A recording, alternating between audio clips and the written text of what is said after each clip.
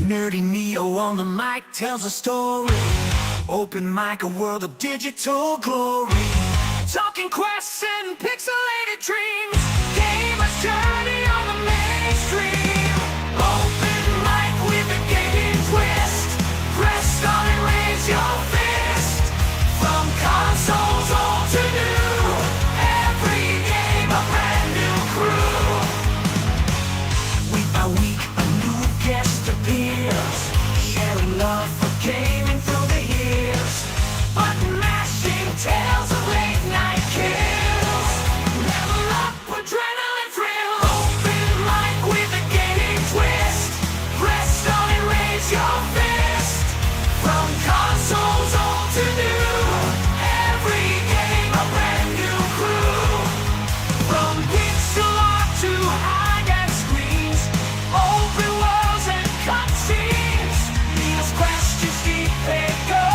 Discovering every game in tow.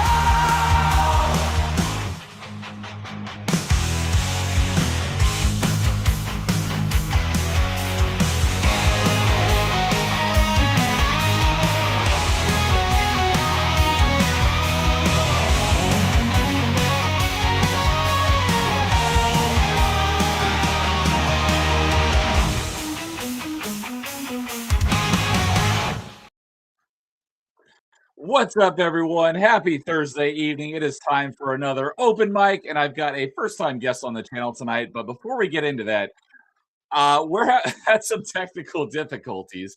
I checked it on the stream, and the audio was okay. Max, on your end, were you getting double audio? Yeah, a little bit, but I think it was from my TV. I'm still getting coming the through. double audio, but I checked the Oh. stream, and it's just on my end, so I don't know what that is. Are you having some audio out? I don't think so, but Or are you sharing your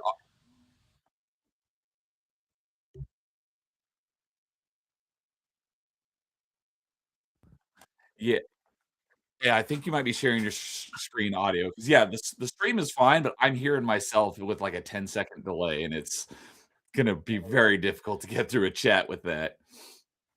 all right, yeah, let me take a look. It was weird because I wasn't hearing it before the stream, and then as soon as we went live, it started hearing, like, a 10-second delay. Oh, weird. Is it just you that you're hearing? Yeah, I'm just hearing an echo of myself, but nothing else. I've never had that happen before, so I don't know what the problem is. Did it get any better right now? It is a short delay, so we shall see in a moment.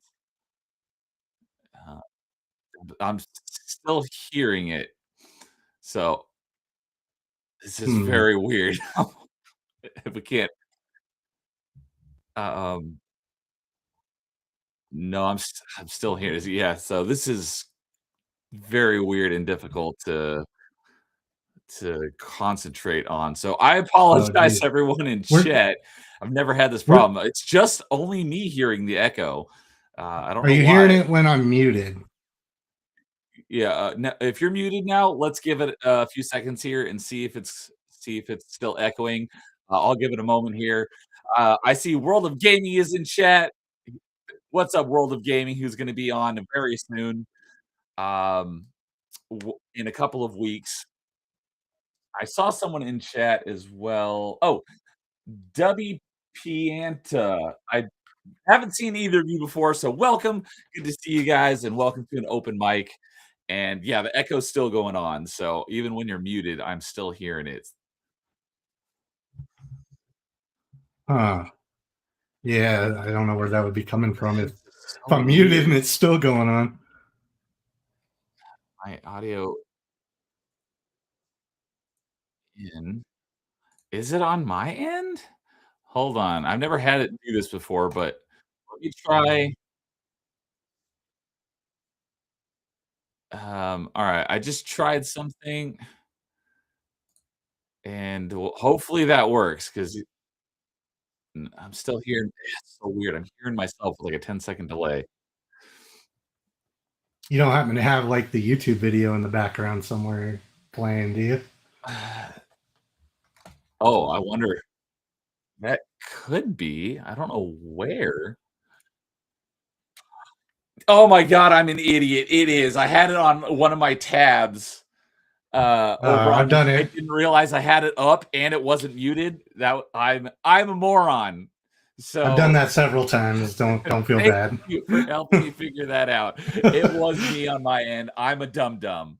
So, all right, now that we've got that situated, now we can have a proper discussion. I feel like, oh god, that was funny.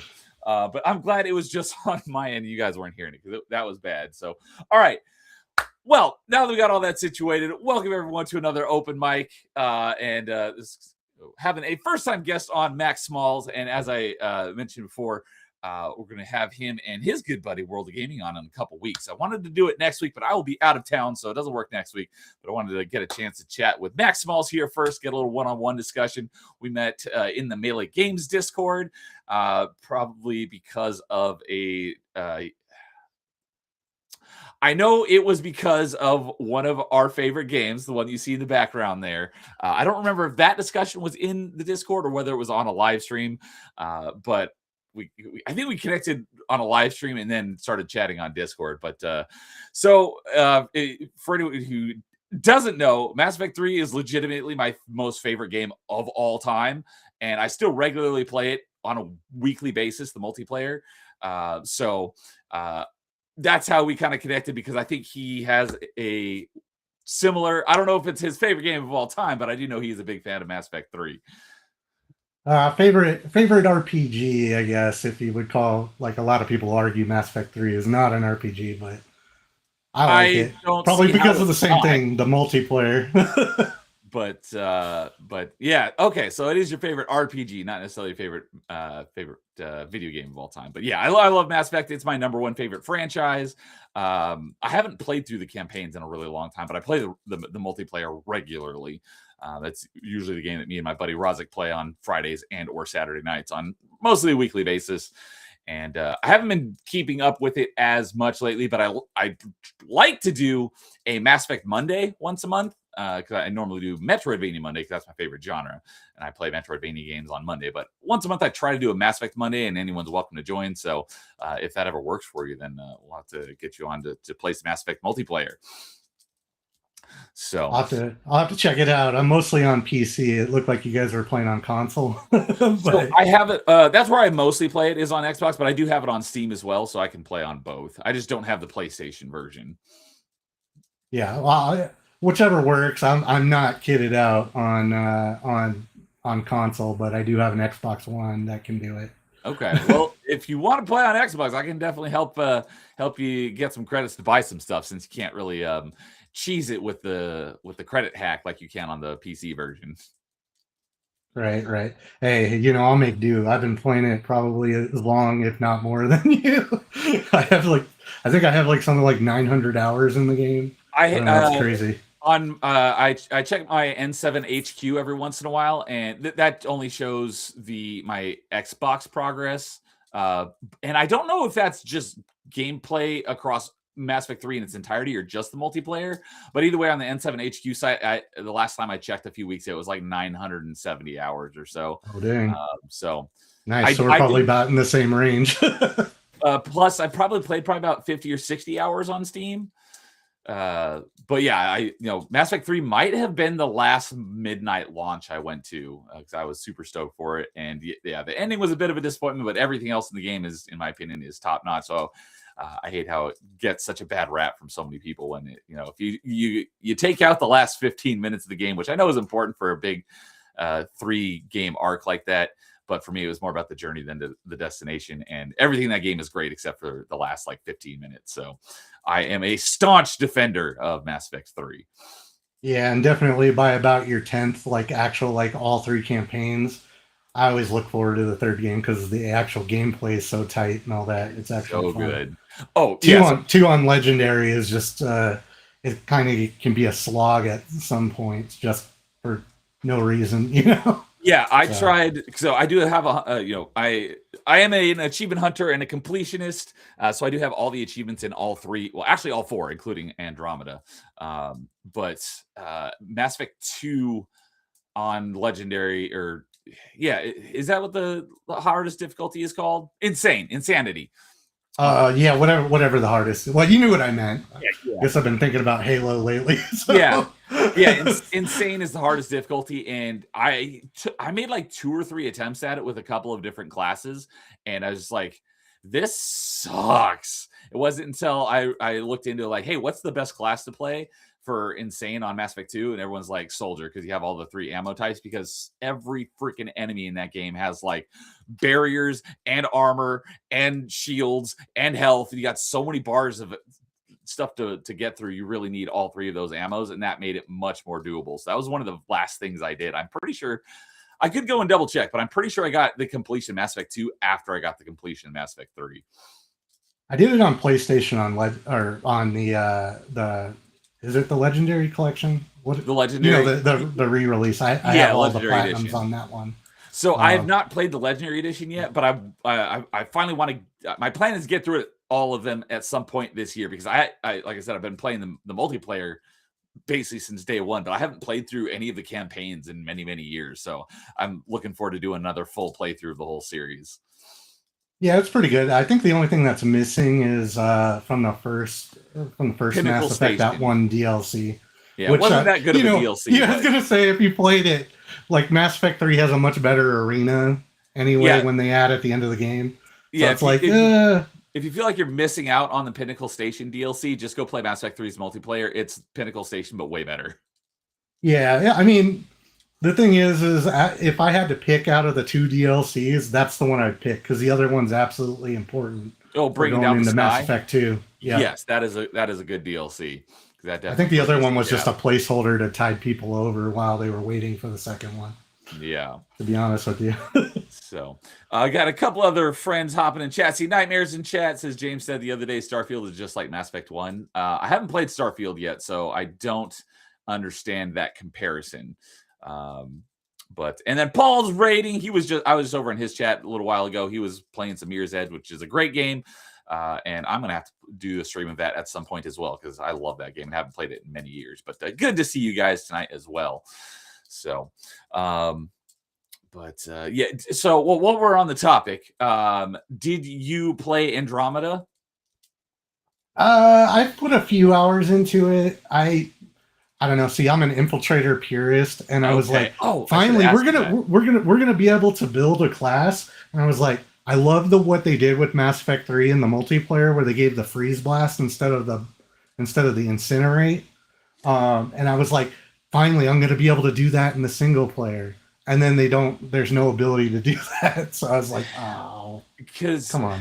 Because it's been so long since I played the campaign, I don't remember which ones are in the campaign. But in multiplayer, there's cryoblast. But the difference, I just recently discovered this, because I rarely ever play infiltrators. It's my least favorite class. The cryoblast, you can freeze an enemy, but you can't always detonate it like you can with the incinerate. Oh, interesting. It's like, this is the ice equivalent of incinerate. Why does it not detonate the same? So cryoblast is kind of a disappointment compared to incinerate. Well, that'll be a good thing if we do end up playing together, because infiltrator is my favorite class, right behind the Vorcha soldier, and I do a mean Geth Juggernaut too. So okay, yeah, I actually have been playing a lot of infiltrator in the multiplayer lately, because a few months ago, like I said, it's my least favorite class. So really, the only infiltrator I played for many years of online is EDI, the Alliance Infiltration Unit. Yeah. Because I don't like the distance. I like getting up close and personal. So I like that her powers are based on shotguns and rather than sniper rifles. So I use her with a Grawl, and on mostly what I play is silver, because it's not too difficult. You don't have to worry about it too much. You don't have to if you're going to play gold, you want to make sure you know what you're doing and you're playing with a pretty good squad. So most of the time you just play silver. And when you if you have the consumable for the headshot damage, if you do a cloaked full charge headshot, you can one shot a brute if you land it right. So but anyways, where I was going with that is my buddy Rozik, he was reading through the stats on the Turian Ghost, and he's an infiltrator, but his powers instead of snipers is on assault rifles. And I was like, oh my god. So I've been playing that one a lot because that one's a really awesome class. So that's my favorite infiltrator now. Oh yeah, I haven't tried that one. I've tried a couple others, but I'm like, I really just enjoy the basic one. You get an N7 Valiant going. Okay. Genius. I don't play it very much, but I do also like it. It's just because he's so squishy. The Drell Assassin with the Valiant, that's a really good combo because he's so fast and that gun is really fast. Nice. But yeah, nice. in the campaign, my favorite, because the first time I played through all 3 of the games, I played through as an adept. But once 3 came around, my favorite class became Vanguard. My favorite Vanguard in multiplayer is the Slayer, but I spend a lot more time playing. Probably the class I play the most in multiplayer is Soldier, just because there's so many good soldiers. Being the Turian Havoc, the N7 Destroyer, the Geth Trooper, the Geth Juggernaut.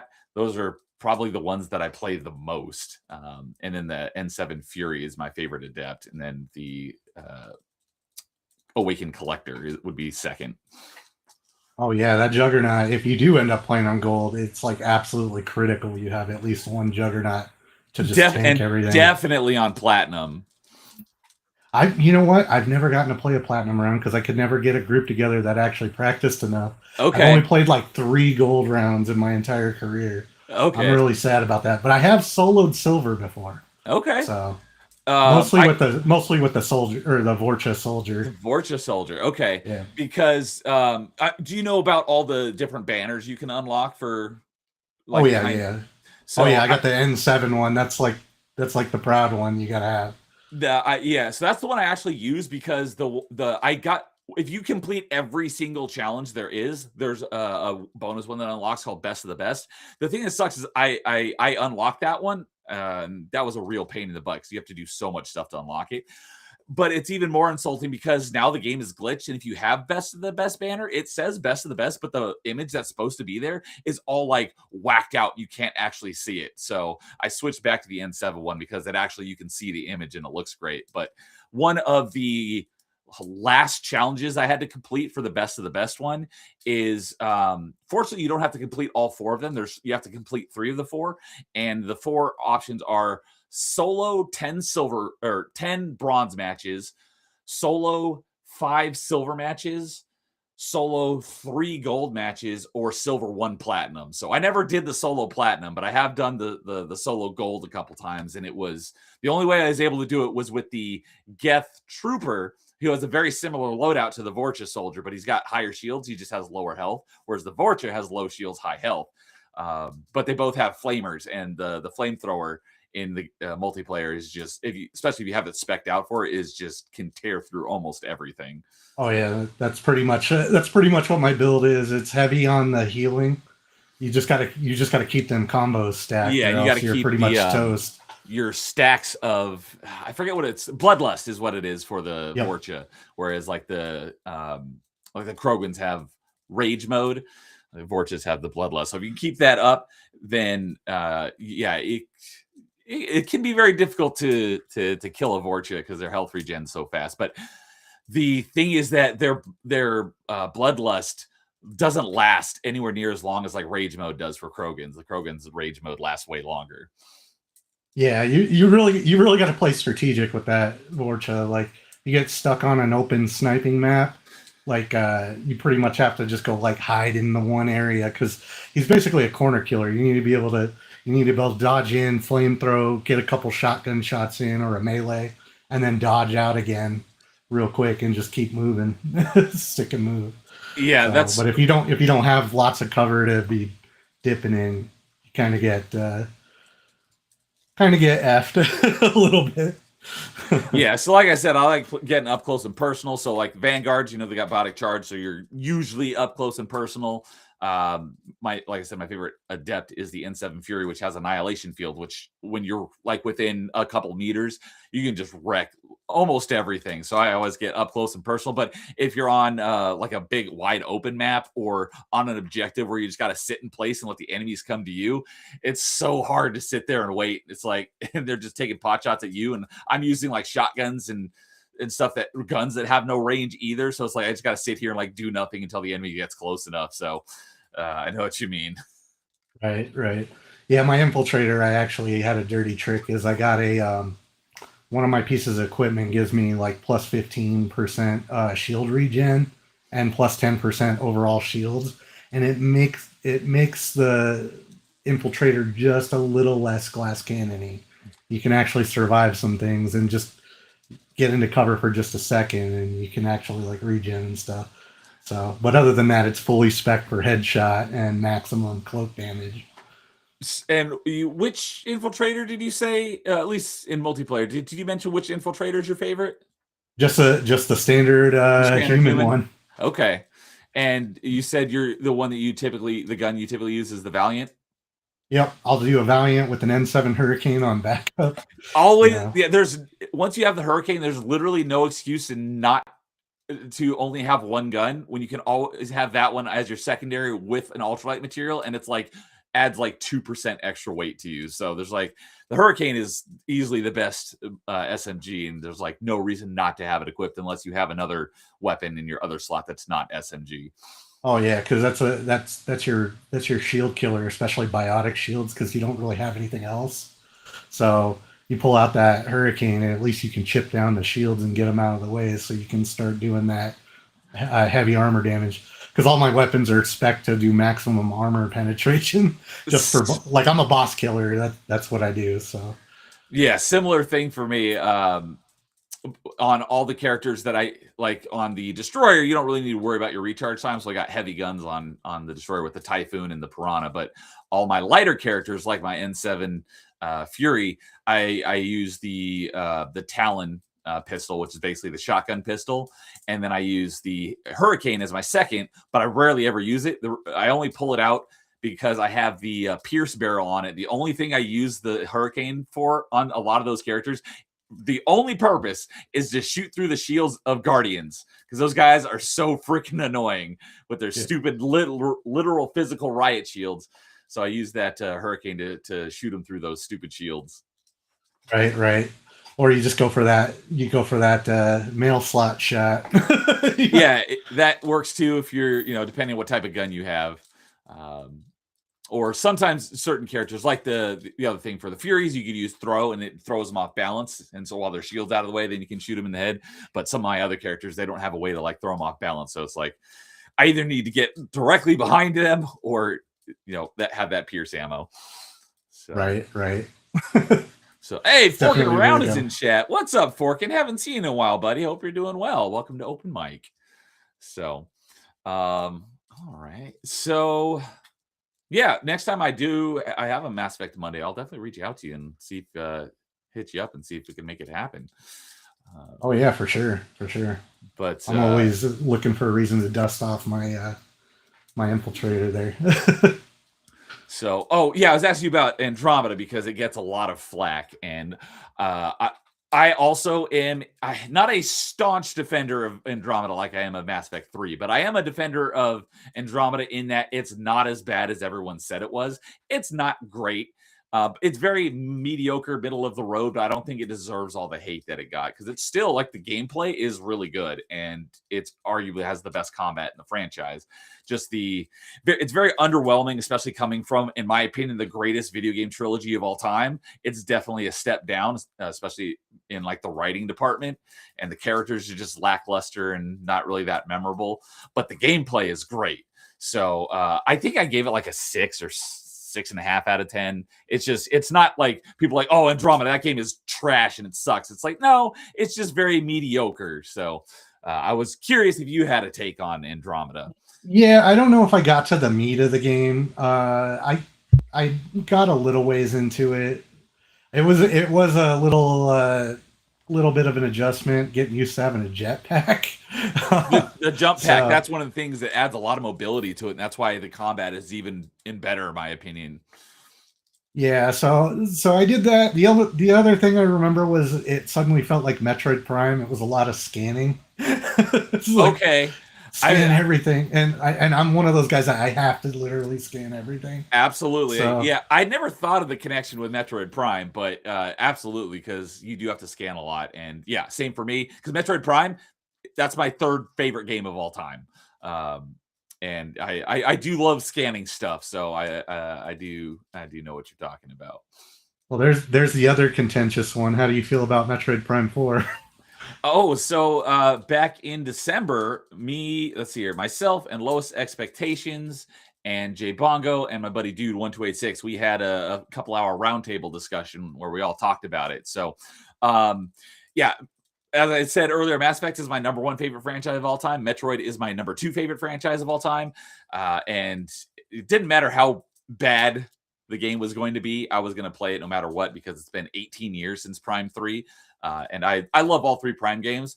1 and 2 are basically on par with each other until Prime Remastered came out and added, it could have had zero like graphical upgrades, and I wouldn't care. The one thing that made the game far superior, in my opinion, is the addition of modern controls rather than the tank controls. Just makes an already near perfect game more perfecter. So, but because of that, I had to put Prime Remastered slightly above Prime 2 because I do love Prime 2. And then Prime 3 is still great and I love it. It's just a little bit below Prime 2. But then Prime 4 is just like a huge gap. It is by far the worst Prime game. But very similar to Andromeda, it also got a lot of hate. I think a lot of the hate came from people who aren't huge Metroid fans or are also people who probably didn't play it and were just feeding off of, the internet's hate. It felt like a Metroid Prime game, but there's just so many little things that just dragged it down. My biggest complaint with it was the god-awful map design. But I'll link it. I'll put the stream description if anyone wants to go and hear all of our thoughts over the course of a couple hours. But I think I gave that also like a 6 or 7 out of 10. So I enjoyed my time with it, but it's a huge disappointment for a Metroid Prime game is kind of like my high level thoughts on it. Yeah, that's a little bit where I was landing. At least I haven't actually played it yet, but that's the sole reason I actually bought the Switch 2, which is funny because I still haven't picked it up. I was like waiting and seeing. But I did watch a couple of the other people, like World of Gaming. He streamed the whole game. I streamed the whole my first playthrough. I did it all. Phoenix did it too. Well. Phoenix Santos. I don't know his last name, to be honest. Well, Side Scrollers. Oh, okay, different Phoenix. I was like, I'm friends with another YouTuber whose YouTube name is Phoenix Santos, and I was curious if we happen to know the same person, but no, we're talking about different. No. Panda Sub 2000, I guess, if you will. I watched a little bit of both of them streaming it. I watched a lot of Woggy's stream, but I mean, like all the things people were complaining about was pretty overblown. Like it was kind of like watching news or something. They were like clipping it. It's like, well, yeah, but if you look at everything that was going on around it, it really is like just that. Like it happens, and it wasn't really that common. So I was like, yeah, like the thing was eye roll, move on. It wasn't that big of a deal. So I still plan to play it, but I haven't gotten around to it just because I'm planning to do a replay of Trilogy. Okay. So I'm still a big fan of the Wiimote and nunchuck controls. So I do have Remastered. But it was actually throwing me off because, like, for years I would pull my Wii out just for that, just to boot up Trilogy again. Okay. Because I remember after playing Metroid Prime 3, I was like, I just want Metroid Prime 1 with these controls, and then they granted it, and then ever since then I used to do just almost as much as Mass Effect. I used to do playthrough of all three of them like on a yearly basis. Okay. So. Now I'm using a Magic Box. I'm not going to say it's an emulator. With a remote and nunchuck and an HD pack. So it's almost as good as the Remastered. Okay. Remaster looks good, but I just could not get the twin stick. Like I was like, this makes it feel too much like a regular shooter to me. Okay. So I've not played the Wii, the Metroid Prime trilogy. So I've only played 3 with the motion controls because that's the only way to play 3. But 1 and 2, obviously, there's the motion controls. If you have the Prime trilogy, I haven't, so I've only played those, with the standard tank controls on GameCube until the remaster, which added the modern twin stick controls, which make the game, like I said, a nearly perfect game, even better. Yeah. Most people, when they were doing, I know some people were doing trilogy on the Steam Deck. There was a mod to like hack the game to run twin stick. I mean, there's no such thing, and I would never condone anybody emulating anything ever. Oh, there's nothing wrong with emulation. Like what you're talking about, I think is Prime Hack, which I know of it. I've never used it, but I know that's a popular way that people use to play the Metroid Prime games. But I am looking forward to, because like I said, I'm Achievement Hunter, and my buddy Dude, who I mentioned was on the Metroid Prime 4 stream, he introduced me to Retro Achievements, which is a community-run site that adds achievements to older games. And Wii is getting support in just a couple weeks. So Metroid Prime, like through Dolphin. Yes. So GameCube got support, launched in July of, it was either June or July of 2024. So it's coming up on 2 years now. So the very first GameCube game I played, and also the very first game I ever got all the achievements in for Retro Achievements, was Metroid Prime. And then I played Prime 2. I haven't mastered it yet. I still have to go back and get a couple more achievements. But the Wii support is launching in just a couple weeks, and the first thing I'm playing is Metroid Prime 3. Nice. So yeah, definitely. If you can find trilogy for it, it gives all 3 of the games those controls. So because that's all 3 games, I guarantee Prime Trilogy will get retro achievements at some point down the road. But for the launch, we know that Prime 3 does. It's just Prime Trilogy does not, because that's going to take longer, because it's 3 games, so it's going to take longer to develop the achievements for it. But that will absolutely have achievements for it at some point. And when that does, then I will finally play, Primes 1 and 2 with the motion controls, which I have no problem with, because I like the motion controls on Prime 3. So, but see another name that I recognize, but I don't believe I've ever seen him in my chat before. Bimo Better. What's up, Bimo? Welcome to Open Mic. And I recognize your name. I don't know if you'd recognize mine, but welcome. So, but talking about Prime 4, when we were talking about issues with it, and you were saying that things kind of get blown out of proportion. Like, the main thing that was getting so much hate around the internet was the characters, which they are definitely annoying, and I think they definitely could have been written better. But you don't have a whole lot of interaction with them, so I think the hate for them was way overblown. The issues with the game.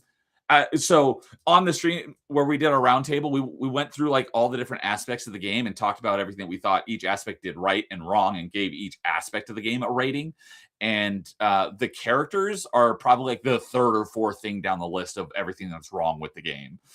So it was, they were not great, but that's not. There are things that I would change about the game to make it a better game way before I'd ever talk about touching the characters and changing them. Right. So, but yeah, as it sounds like you are, a bit of a Metroid fan as well. I definitely would recommend playing through it if you're a big Metroid fan. It's just, don't go into it with terribly high hopes, and you won't be disappointed. Maybe I should start with that one then. I know Woggy had said in the chat. I did see that, Wog. He's over there. Metroid Prime 4 is for beginners, basically. Oh, he's saying it's a good Prime game for beginners. Yeah. I would probably agree with that. Yeah, if you haven't played any other ones, I'd probably start here, because people like some topics that I've done on Party Chat before is like, hey, what's a game? This was like a way back, but we talked about what's a game you would recommend to someone to try to introduce them to one of your favorite genres. And a lot of people are like, whatever the best game in that genre is, they're like, oh, play this one. It's like, no. You don't want to start with the best game in the genre, because then you only have the only place to go from there is down. You want to start with a good game in the genre so they still have something to look forward to. So I would say in that regard, Prime 4 would be a good place to start because it doesn't really have any like story-wise, there's basically no connection with the first 3 games, so you're not missing anything. So if you play Prime 4 first and kind of get an idea for it, then you have 3 better games to look forward to. So I definitely agree with what with that point that World of Gaming said. Oh yeah, yeah. The funny part about Wagi is I kept pestering him. I'm like, "Is Metroid Prime or Dark Samus actually in the game?" And he's like, "I haven't seen it. Stop asking me." Oh, I was about to answer that question, but since you haven't played it, I won't say it. You can go ahead. I pretty much saw the whole thing. It didn't seem like I didn't see it anywhere, but no, maybe there's like a super ending that like other games. Maybe if you get the right ending, there might be an allusion to it. Another one of my issues with the game is that we basically have zero. The game doesn't tell you anything about why the antagonist is the antagonist. The only you get like a short, like minute-long cutscene that gives you a tiny bit of insight into the motivations of Silex. Obviously that's no secret that he's the antagonist, the main bad guy. The game doesn't tell you anything about like why he's doing what he's doing. The only insight into his like motivation is a quick like minute cutscene after the credits, and only if you get 100% items and 100% scans. So the fact that that's not in the game by default is another one of the many issues I had with the game. So when you're saying Wagi, is that that's World of Gaming? Okay. So yeah, World of Gaming, together. And then we just started calling him Wagi. Wagi, okay. But yeah, characters were the least of my problems. Yeah, I have many issues with the game before we even start talking about the characters. So oh, look at he's up there in the chat trying to hold back on us. Didn't want to spoil it. Don't want to spoil it, but already confirmed about it. Yeah, Dark Samus is not in it. And there's also like it's Metroid Prime 4. There are sort of Metroids in the game, but only to enhance the bosses to make them harder, and that's the only time they show up. So it's like Metroid really shouldn't even be in the title, or much less Metroid Prime. But yeah, like I said, I don't say a lot of good things about the game, but I still enjoyed my time with it. But I don't have much desire to play through it again. As one of the other main things that needs fixing is the green crystals. Green energy crystals, that's a whole nother ball of yarn to unravel, and just how boring and open the Soul Valley is, with zero music that you have to unlock either through amiibos or basically like 100%ing the game, and then you're already done with everything. So that's another big thing that could use correction. But just got to put on your own soundtrack, Pretend it's Death Stranding or something when you're most of the time wandering around. Right. He said Death Stranding. Asking him. I haven't played it, and I have no desire to play Death Stranding. But is it similar where it's very quiet? There's like no music in that game? Yeah, I would not recommend trying to play it on stream your first time. It is a good game. Like, don't get me wrong. But you really have to kind of immerse yourself in it. It's more art piece than anything else. It's Kojima, so I would expect. So it's not true that there's no music in it. It's that they crop it up and it'll be like a very like emotional song type thing, like to like make you feel something, like you'll come over a horizon and they'll do that. And then other than that, you can listen to them in your bass. Okay. But it is actually an interesting thing. I would say play it. Just I would not recommend trying to stream it for your first time. Because even we actually tried to do, like, for our first remote split screen, we actually did that game first, and we thought it would be funny because the whole idea of the game is you're kind of in parallel realities, and like what you do in your game affects other people's games, will come into their games, and their stuff will come into yours. So I had this romantic notion that, hey, let's all play it at the same time and we'll add each other so our stuff will start appearing in each other's games. And we're going to get everybody to play with us. and it'll be like we'll put it on the screen and all be playing at the same time, and then we'll be able to peer into each other's realities, and it sounded really good on paper. That is a cool And concept. it sounded good on paper, but then we get into it, and I'm like, I've enjoyed this game every time I played it, but streaming it, you feel like you can't really like take too long. Like it's a lot of reading and a lot of articles and stuff to actually get the gist of what's going on, and drawn out, very boring cutscenes if you're not like immersed in it. Like you don't want to put the chat through that and all that. And yeah, there's some games that it's like I want to play it, but it's like that does not make for a good stream game. So it sounds like this is definitely qualifies. yeah, so I would recommend that be more of something you do if you are going to do it with the community.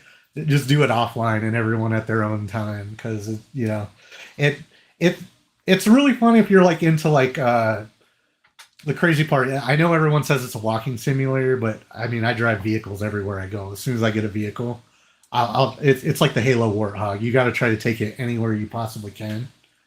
But really, it actually ends up feeling more like a kind of a Sim City or that type of game where it's like you're building the infrastructure to like reconnect it and make the game easier to traverse and stuff. Like you're rebuilding roads and building zip line networks and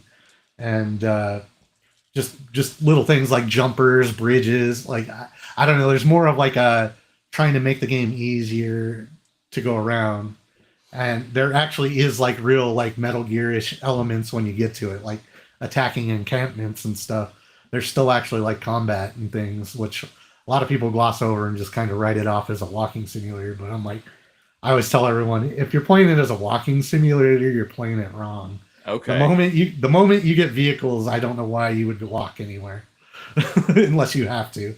There are a couple parts where you do, but for the most part, if you like trying to get warthogs where they're not supposed to go in Halo, you'll love just taking the vehicle wherever you can. Okay, because like I said, I haven't played it, but I know a decent enough about it, and it's got some sort of asynchronous multiplayer aspect to it. I don't really know exactly how that works, but it does. What little I know about it, it seems like an interesting concept of like stuff that you do can show up in other people's games. So that's always kind of cool. Yeah, it's basically so when you first go to any place, it's like there's nothing there. It's not connected. It's not on the network or whatever, and they're like little territories. And basically, you go about trying to connect it. When it connects to the network, the other realities start bleeding in, and you'll see like, hey, that guy built a tower over there, like a watchtower. Oh, look, a bunch of other zip lines are here, so there's a gap right here. So if I put my zip line here, I don't have to build all those, and I get free zip lines, So it's kind of got that cooperative thing, but it's like completely random. You can make you can kind of friend people in a way. They call it linking, and their stuff is far more likely to show up in your game if you do that. So there's a little bit to it of that, but for the most part, it's just you'll just see random stuff everywhere. Like as soon as you bring something on, like hey, that guy left a nice little rope to get up that mountain, so I don't have to trek around this side, type stuff. So it's pretty cool. It's different. Like you really got to go into it just going like, this is something I've never played before, and it's not what everybody says it is. Yeah, I know that he was kind of going for like creating his own new genre, like so they're called strand games, whatever that means. So one thing I didn't, at least I don't, correct me if I'm wrong, but based on what you're describing, I didn't know is that the like stuff that shows up in your game because of other people do it, that's not just a gameplay aspect. That's actually in the lore of the game, and it's explained through the story of the game, essentially. Yeah, for the most part. Like there's also the ability you can shout out at any time, and you'll hear everybody else. Like it'll show the last position of anybody who's in the vicinity around you. So like you can act there. There is like it almost feels like you're playing with other people, but you're not technically. It's awkward to describe. Okay, Once you get it though.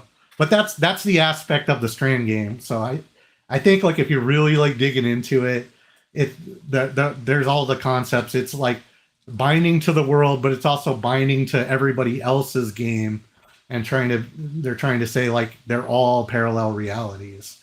You know? Okay, I had no idea that actually like that wasn't just a gameplay element. That actually makes sense in the lore of the game that there are all these, parallel dimensions essentially, and that's why some of these things that other people do show up in your dimension essentially.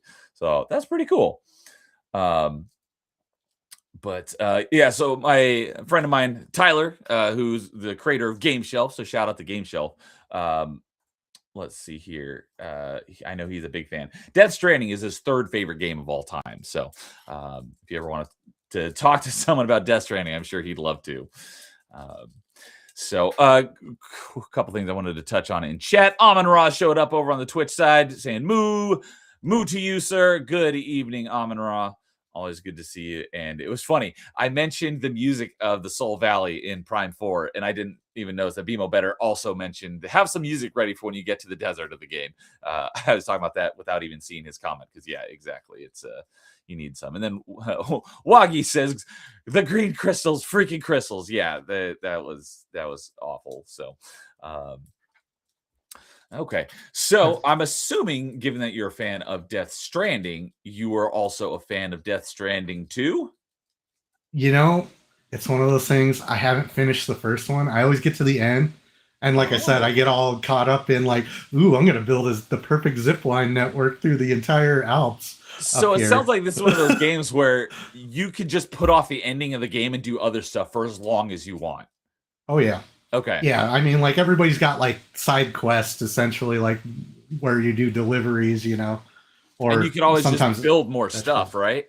Yep, pretty much. Like so yeah, I just spent the time like trying to make everything like super easy to do and all that. And I know I'm like pretty much at the end of the game, but I just for whatever reason never finished it. So I'm like, well, I can't play the second one until I finish the first one. So, I mean, I've heard, I haven't actually heard too much about the second one. Like, it doesn't seem like it really hit the radar like every other one, or like the first one did.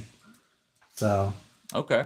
Well, no. Let's see. I'm also in the Final Fantasy VII club where I just, for whatever reason, I can't finish the remake. Okay. And so, like, everybody asked me, what do you think of the second one? And I'm like, I can't. I mean, that's where the mistake is if I can't get through the first one. I just always get to about basically right after Don Corneo, and I'm just like, I've never played a Final Fantasy game, so I know about them. Since you brought up Final Fantasy VII, I was going to ask you if you prefer the original or the remake.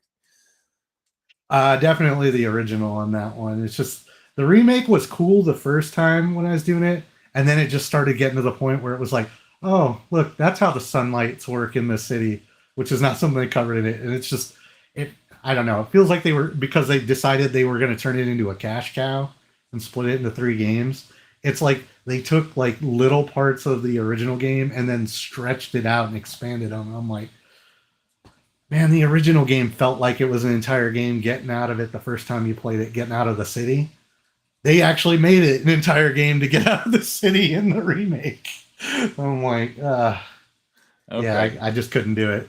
My top 5 co-host, Jason, he is a huge fan of Final Fantasy, and both the original and the remake are 2 of his favorite games of all time. So I am far more interested in playing the remake because I don't like turn-based games, which is why I didn't play RPGs for many, many years because I didn't know that there were RPGs that were not turn-based. So once I discovered real-time RPGs, then I became an RPG fan. So if I was to play one, it would be, between the original and the remake of 7, I would absolutely pick the original. But my buddy Nightmare, he mentions it on almost any stream that Final Fantasy comes up. He keeps wanting me to play Final Fantasy 16 because we have similar tastes in games because he doesn't like turn-based stuff either. And he loved Final Fantasy 16. So he's like, Neo, you got to play Final Fantasy 16. So I'll probably play 7 and 16 at some point. It's just, not very high on my to-do list. Wasn't 16 from a third party, I think? I don't think it was actually Square did it, right? I will find out here in just a second. Final Fantasy. I could be wrong on that. Maybe, let's see here. Maybe I'm thinking of didn't they do like a spin-off They also did a spin-off reboot of the first game. Let's see here. Nope, published and developed by Square. Okay, so I'm thinking of there was a spin-off of the first game that they Maybe redid kind of in modern game engine too. I was gonna say because yeah, I mean the Final Fantasy franchise is huge. There's so many spin-off games and stuff. So yeah, basically everything I know about Final Fantasy is from talking to people on like open mic and my party chat and stuff. So all the information is I've gleaned from other people because I haven't played any of them myself. The only one that I have started and I will play at some point because it was a free game and it's not a proper Final Fantasy game. It's a beat 'em up, and it's Final Fantasy. What is it? It's like 15 Kings Quest or something. Let's see here. I wonder if that's the one I'm thinking of. Like I thought it was a spin-off of the original game though. King's Tale, Final Fantasy 15. It's just a 6 to 8 hour beat 'em up, and that is published by Square but developed by Empty Clip Studios. So that possibly could be what you're talking about. Yeah, maybe. So W saying, bro, turn-based is the way to go. No, turn-based is boring and requires no skill. That's what, I want something that that was one of the things, talking about, it's not technically turn-based, but I've always called it pseudo turn-based. I'm a huge Star Wars fan, real Star Wars, pre-Disney. Disney, everything that Disney has done is not canon. Everything, I'm a huge fan of the expanded universe. So, I would be absolutely happy if everything that Disney has done would just be gone. Poof. In an instant, I would be very happy. But, everyone's like, oh, what's the best Star Wars game? So many people say KOTOR. It's like the gameplay in KOTOR is pretty garbage. It has one of the greatest stories in all of video games, hands down. I'll give you that. But the gameplay is so mediocre and boring. I don't know why so many people think it's like the greatest game ever. Which is funny because it really is the proto Mass Effect. That was like that was the series they did before that. Yeah. And then Mass Effect was their stab at doing the same thing with their own IP. Exactly.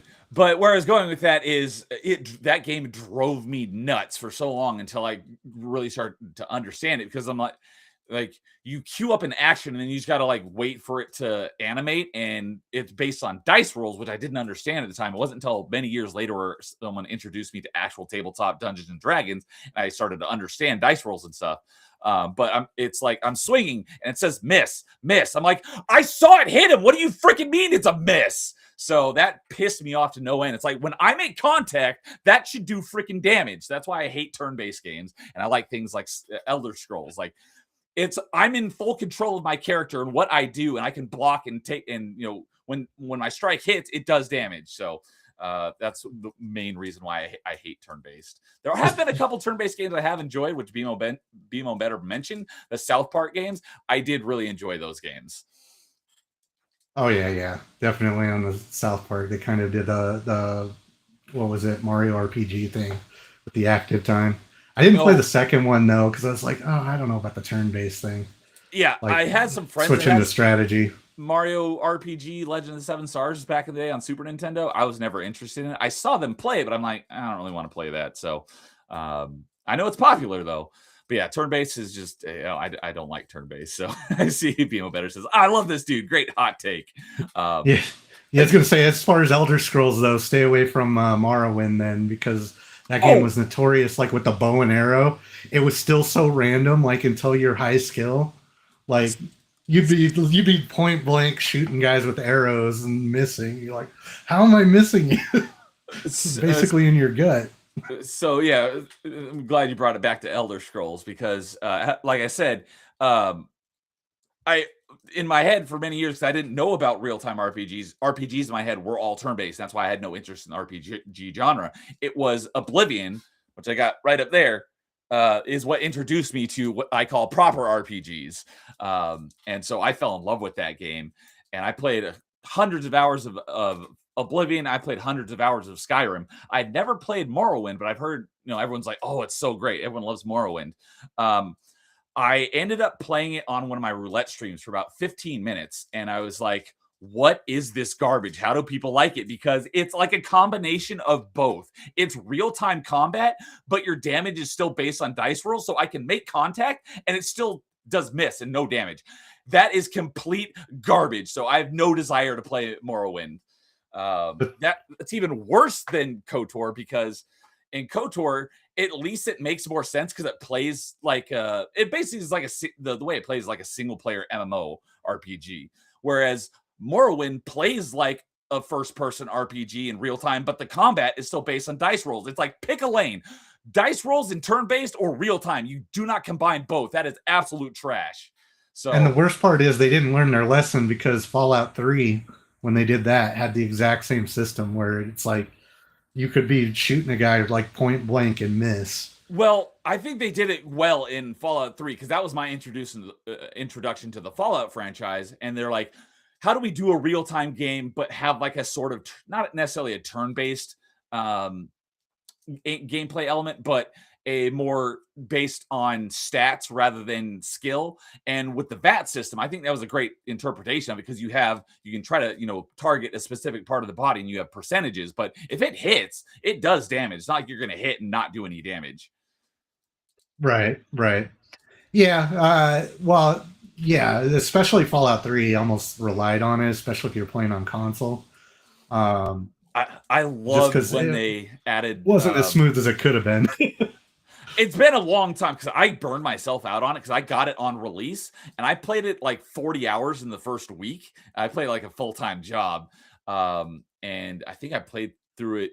I think I've beaten it. I know I've beaten it twice, if not 3 times. I have all the achievements. But I played it like a lot when it first came out, and then I didn't touch it again. And then I think I played it more after each of the DLCs came out. I actually remember that I was highly anticipating the second DLC, which was The Pit. And I downloaded it off of Xbox Live the moment it was released, and it was broken on release. And it was like playing like a dev build. So they actually like had to like take it offline, and then they re-release it a couple days later when it was fixed. But I played it, through each of the DLCs, and then I think I put it on hold and then came back to it maybe like a year later and played through it again. And I haven't touched it probably since like 2010, but I do want to go through and play through it again eventually. But I did really enjoy that game, but maybe I'm having some rose tinted glasses. Maybe there are some things that are wrong with it. I just don't remember them. But I know everyone's favorite is New Vegas, which I haven't played yet, and that's another one I'm going to play at some point as well. This is where I'm always the contrarian, like everything. But I actually also enjoyed Fallout 3. It's just it did, especially in the early game, have a lot of that. You could be shooting a guy at point blank and miss, but the VAT system kind of countered it, because most of the time you're using the VATs anyway to get the cinematic kill cam, which is why I did it, because I just liked seeing the cinematic. And the bloody mess perk made them explode into pieces. That never gets old. Every time the mysterious stranger shows up and you hear the little like James Bond twang.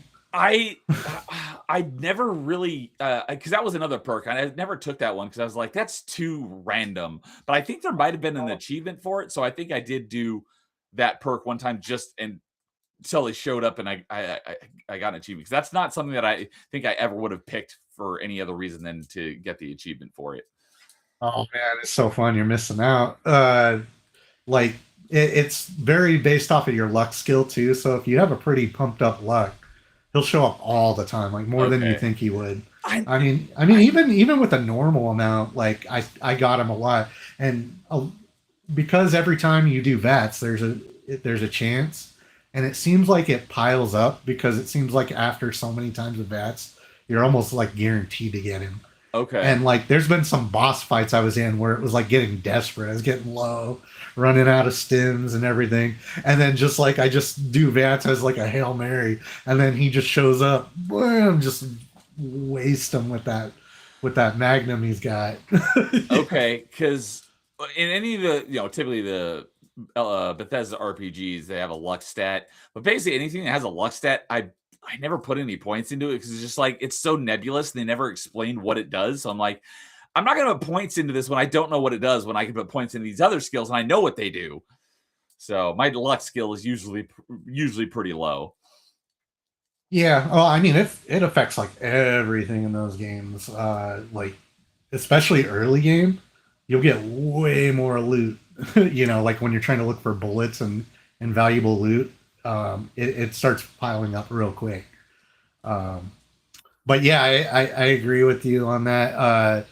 I really enjoyed 3. I really enjoyed 4, and I'm the weirdo that I just every time I've tried to play New Vegas, I just couldn't get into it. Like Interesting. I like the simulation aspects of the Bethesda ones more, whereas from what I've seen of New Vegas, every time I've played it, it's way more static. But they do go more into the story and stuff, and there's a lot more outcomes that can happen from things. But it's set up kind of like I don't see the setup of the world much different than say like Dragon Warrior 1 back in the day. You know how like Dragon Warrior 1, this area had these monsters in it, these area had these ones, and you know like the moment you got to like level 7 and you were supposed to go up, if you went left, you got completely destroyed because you know those are like level 20 monsters over there because you're supposed to go up and then go to the right, you know, Okay. where the progression goes, and that's the way they controlled the progression, was setting where the monsters would encounter. So New Vegas has very set like these guys are here, these type of bad guys are here. So if you're a stealth dirtbag like me and you manage sneaking way into some area you don't know is like you're not supposed to be Way in out of there. your level. Yeah, and someone who's not a stealth dirtbag would have gotten smacked down like, you know, an hour before. And You now know, you're I trapped. kept finding myself like having to like stealth my way back out. And then once you know you're like really trying and having to avoid death claws and stuff, I was like, man, this is rough. Plus I was having a lot more hard time getting ammo in that one for some reason. I don't know. I it just seemed like also everything was kind of like what you see is what you get. Like this is gonna happen. This situation is gonna happen this exact way. Um, only depending on what choices you've made. Like there's no like I guess the example when I say simulation stuff is in Fallout 3. The one I always bring up is you remember in Rivet City, Hmm. there's that guy that you can convince to marry the girl that he's ghosting or whatever, or you can tell him to like basically leave town or whatever. You can convince him to do a bunch of things. Okay. I But don't one remember of that specific. I remember Rivet City. I don't remember that specific side quest, but I'm sure I okay, did it. yeah. So I guess he was skipping out on this lady. He was seeing, to put it mildly. So that was the impression I got. It's been a while, but anyway, the one thing that always stuck with me though is if you convince him to get married, he goes, "Yeah, it's going to be next Sunday at like 3 o'clock, right?" You go off, quest ends, like, all right, You that's it, right? you can Most come of the back. time, you just run off and like go do other stuff, and you'll never know. But if you actually show up on Sunday at 3 a.m., the entire town will actually go to the deck. They won't say anything. It's not a big deal, and they'll actually have the full ceremony. That's cool. As far as I saw in New Vegas, I didn't see anything like that. Like, it doesn't seem like there's like the same like level of simulation going on, Okay, or that's what. things When you trigger said and simulation, routine. I wasn't Yeah, quite sure what you meant because in Fallout yeah, 3 there is a section where you're in a simulation. So I was like, I don't think that's what he's talking about. So thank you for right, explaining that for me. Well, what you meant by it. right, and that goes back to that was the thing they added in Oblivion, and I remember. Did you ever hear about in the beta the how all the shops kept going, or during alpha, they in the development all the shops kept going completely empty by about like 3 months into the game. Okay, And no, I don't. I don't think I know about okay, that. so that's how autonomous they were making the NPCs originally, was that they, you know, because they still have some of it where, you know, they have their schedules and routines, and on different days they'll do different things. You know, they'll go into work, and then, you know, sometimes they'll go to like their church or the guild or whatever. Yeah, um I always thought that was but really cool that everyone's got their schedules and stuff. Right. Well, originally they let them completely operate autonomously. And what was happening, they thought it was a bug at first, and it took them a while to track it down. Because they gave them complete freedom, one of the NPC merchants decided he was going to go around to all the other towns, and he basically bought out all the other shopkeepers of their inventory. And so he would take it back to his shop, and he'd basically have every shop's worth of items on sale in there, and basically ruin the economy of the game too. I have not And he heard would about jack up the this. price because there was no competition. So like the what they charge is also scaled based off of how common things are being sold around the world and That's available. hilarious. No, I And did so not know they about had to that. put tethers on them and like basically a little more restrict how much they could do. And that's where the simulation system came from. And they just kind of incorporated it. So I think what is it? For some reason, they're escaping me. The guys who made uh, New Bethesda? Vegas. Oh, No, Obsidian. Obsidian. Um, so I think they weren't really too familiar with it, or just didn't care about it. They didn't do a lot with that system. It didn't seem like. Where I thought you were going, because one of the little like behind the scene things I do know about shopkeepers in Oblivion is, or it might have been Skyrim, or it might have been both. I don't remember.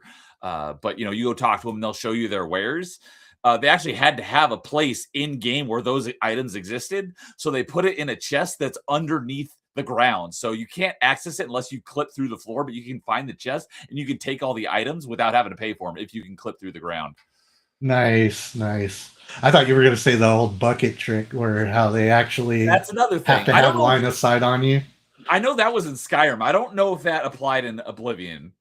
Oh, it started in Oblivion, so Okay. I didn't know that they kept it in Skyrim. Yes, I've never done that, but I have seen that mentioned in many, many videos of like video games with some of the funniest glitches or whatnot, exploits. And I just saw it on another video literally last week, where you just put a bucket on their head, you can steal everything, even though you're standing right next to them. As long as they don't see it, it's not stealing. Yeah, I mean they were kind of king of just like making do with certain things they already had in the game, like what you just said with the treasure chest. The other one, did you ever hear about that how the subway train functioned in Fallout 3? So they I had a don't think I've working heard about subway that one. train. And That wasn't apparently in the final game, though, right? I don't I remember there thought there being a was one subway. part. I mean, I remember Yeah, going into the subway. I don't remember there actually ever being a running subway. yeah, it's only one. And I think it's only one piece of the subway that they do once. But it was interesting because they didn't want to design a whole new system for the train car that moved. So essentially, what they did was they abused one of their NPCs, and they basically made him walk stiff. And then the train is actually his head, I have heard about that. That's and right.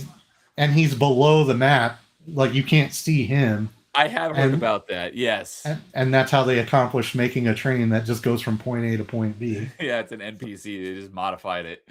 That's right. I forgot about that one. Kind of makes me wonder if that's how the cart in Skyrim at the beginning of the game that they're taking you on works too, or if they actually fixed it up to like be a unique thing.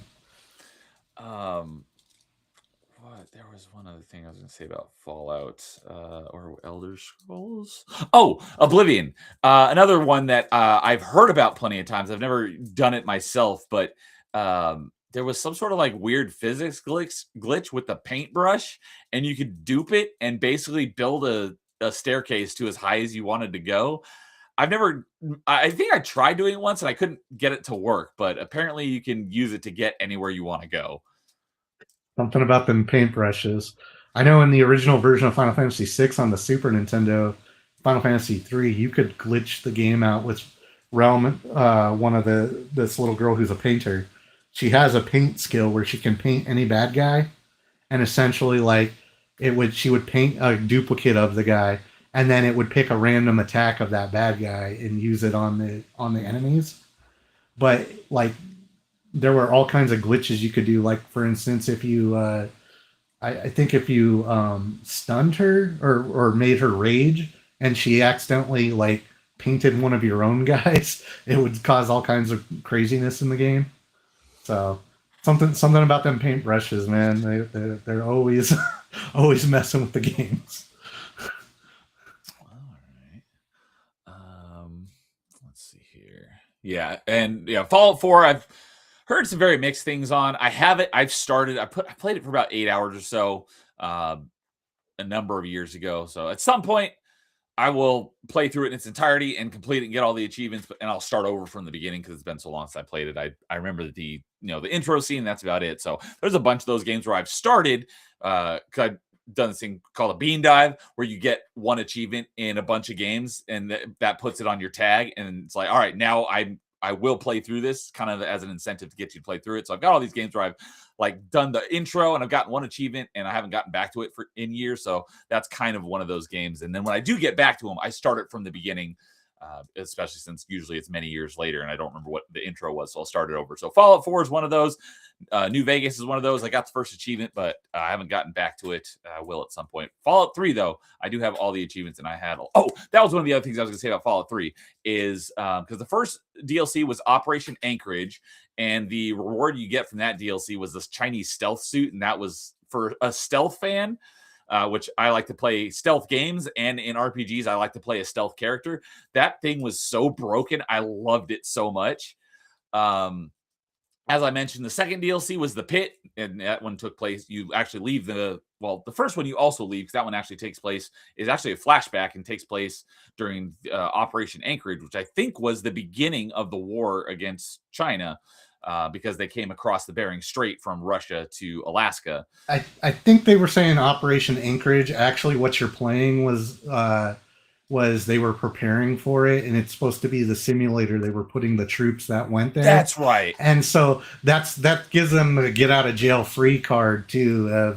They say that it basically gives them license to say if they've ever just caused a discrepancy in the canon, like where they're like, wait, that's not what this lore over here said, and they go, well, that's because they didn't know what was going to happen. It was just a simulation of what they thought was going to happen. So. Yes. Oh, look at that. BMO Better tipped $3. Well, thank you, BMO Better. I appreciate that. I've not gotten a tip in a very long time, so I really appreciate that. So thank you. And good to have you here. Yeah, so the first one was Operation Anchorage. Second was The Pit in Pittsburgh. The third one was the one that really changed things. That was Broken Steel, and that was, in my opinion, the best DLC. And also, it fixed the ending and allowed you to keep playing after the end of the game. And I mean, the story of that one was great. I mean, running around with Liberty Prime, throwing football bombs and blowing stuff up, that was freaking great. But my favorite thing about it was it increased the level cap. So now you could take multiple level 20 perks, and that just like broke the game. So my favorite, you didn't have to wait till, I mean, it was level 20 perk, but now that you get more than just that one. But my favorite level 20 perk, I forget what it was called, but I remember what it did was that if you killed an enemy with VATS, it automatically refilled your VATS points, your action points.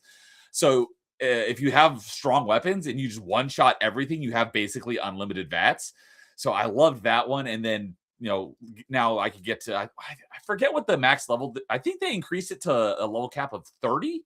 If I remember correctly. Yeah, I think it was only 10 levels over the original game. I forget, was the original game 20? I do know that the game originally was a level cap of 20 because you could only pick one level 20 perk because they're so powerful. And then with that DLC, you could pick multiple, once you leveled up every time, you could pick multiple level 20 perks. So it just like made you like incredibly powerful. Nice. I think BMO's saying he had a question attached to the tip. Thank you for mentioning that. I don't have my stream elements up right now to see that, but now that you mentioned it, I will pull that up in just a second. So thank you for letting me know about that. But yeah, the level cap was increased with that DLC, and I think it increased it to 30, and that made the game even more fun. And then the fourth DLC was Point Lookout.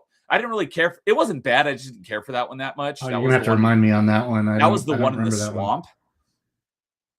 I remember almost nothing about it other than it took place in the swamp. And then I remember the final DLC was Mothership Zeta, and then you went up into the spaceship and you were fighting a bunch of aliens, and that one was fun. But by far, my favorite one was Broken Steel, and fixing the ending of the game so you can keep playing, and the level cap. That one had so much good stuff going. Oh yeah, that was so broken originally. like you could take a strong or whatever, and like he's just like, nope, I can't do it because fate said I can't go in the chamber with the heavy thing. Yeah, it's like you have. I just mentioned Fox on Party Chat on Tuesday night. I don't remember what we were talking about, but I brought him up because that's why. Because one of our topics for Party Chat on Tuesday was what's a game that you like where the AI teammates don't completely suck, because most games that have AI teammates are trash.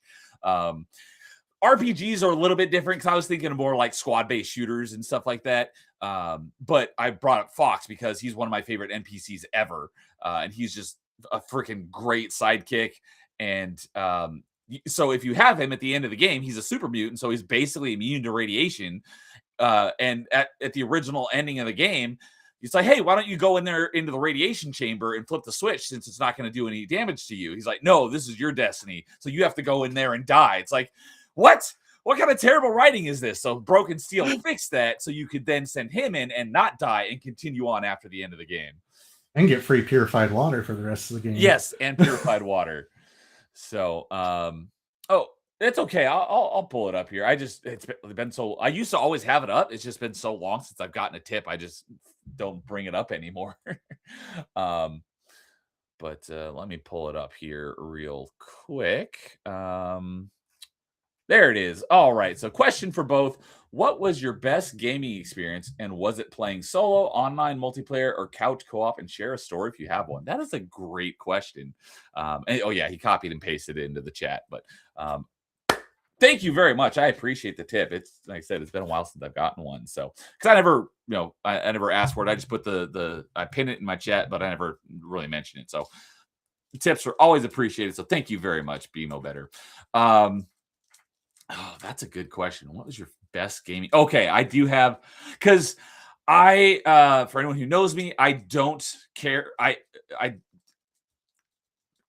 in the last decade plus, I don't do like any PvP. The last time I played a game online, like competitive multiplayer, regularly was Halo Reach. I really don't like playing PvP.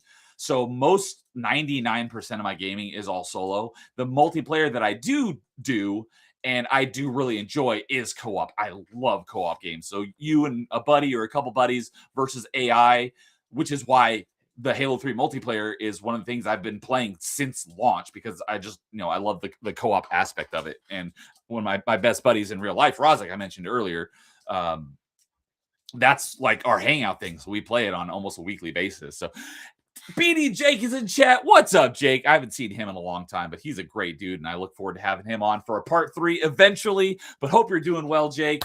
I haven't talked to you in a while, but always good to see you show up here and there. Good to see the Destiny Ascension, which is the big ship right over Max's right shoulder there. A Dreadnought and the SR2 Normandy in the background of Max. Yeah, and I've got mine. It's a little one, but I've got my Normandy right here. And I also got up there on top of my box of Stargate is an Alliance fighter. Let's see. I can't do it with my headphones on. My cord doesn't go long enough.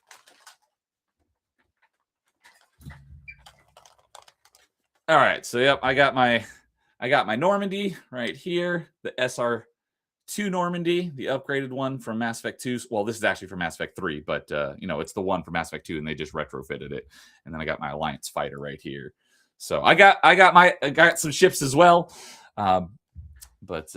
Is the UT-47A visible? The UT-47A, is that the Mako? That's the Kodiak, I believe. That's the drop ship. The drop ships. I don't have one of those. But you might have it in the background there of yours from for anyone who doesn't know. It might actually be off to the side more, but for anyone who's not familiar, Max's background is of Commander Shepard's cabin in the Normandy in Mass Effect 3. So if you're wondering what that background is, that's from Mass Effect 3 in game. And I'm sad too, because I had it fully animated.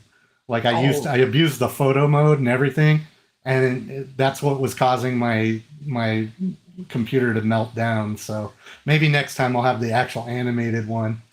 So sad, but hey, I'd rather have a static one and it actually be functional. Yeah, I would love to see an animated one. That'd be great. I did just actually change it out, because this poor laptop, it's been a trooper. It's been my stream box, and it's a gaming PC from a few years ago, but it's just barely holding on with the 2060 in there, and just especially like doing this or the similar thing when we're doing our remote split screens. It just brings it to its knees, and then as soon as you start throwing videos playing in the background, like it just did not, like all I had I was abusing OBS to do it. That's literally all I was doing, was just playing that and virtual cameraing it. And that's My it. And my that caused the entire meltdown. my previous PC before the one I'm on now was this one. It still works. But that I bought this one in like, I don't know, like 2010, and it still works great. But I never bought it with the intention of gaming, so it was just for computer stuff, because I didn't actually start PC gaming again until about 2 years ago when I built the current computer I'm currently on.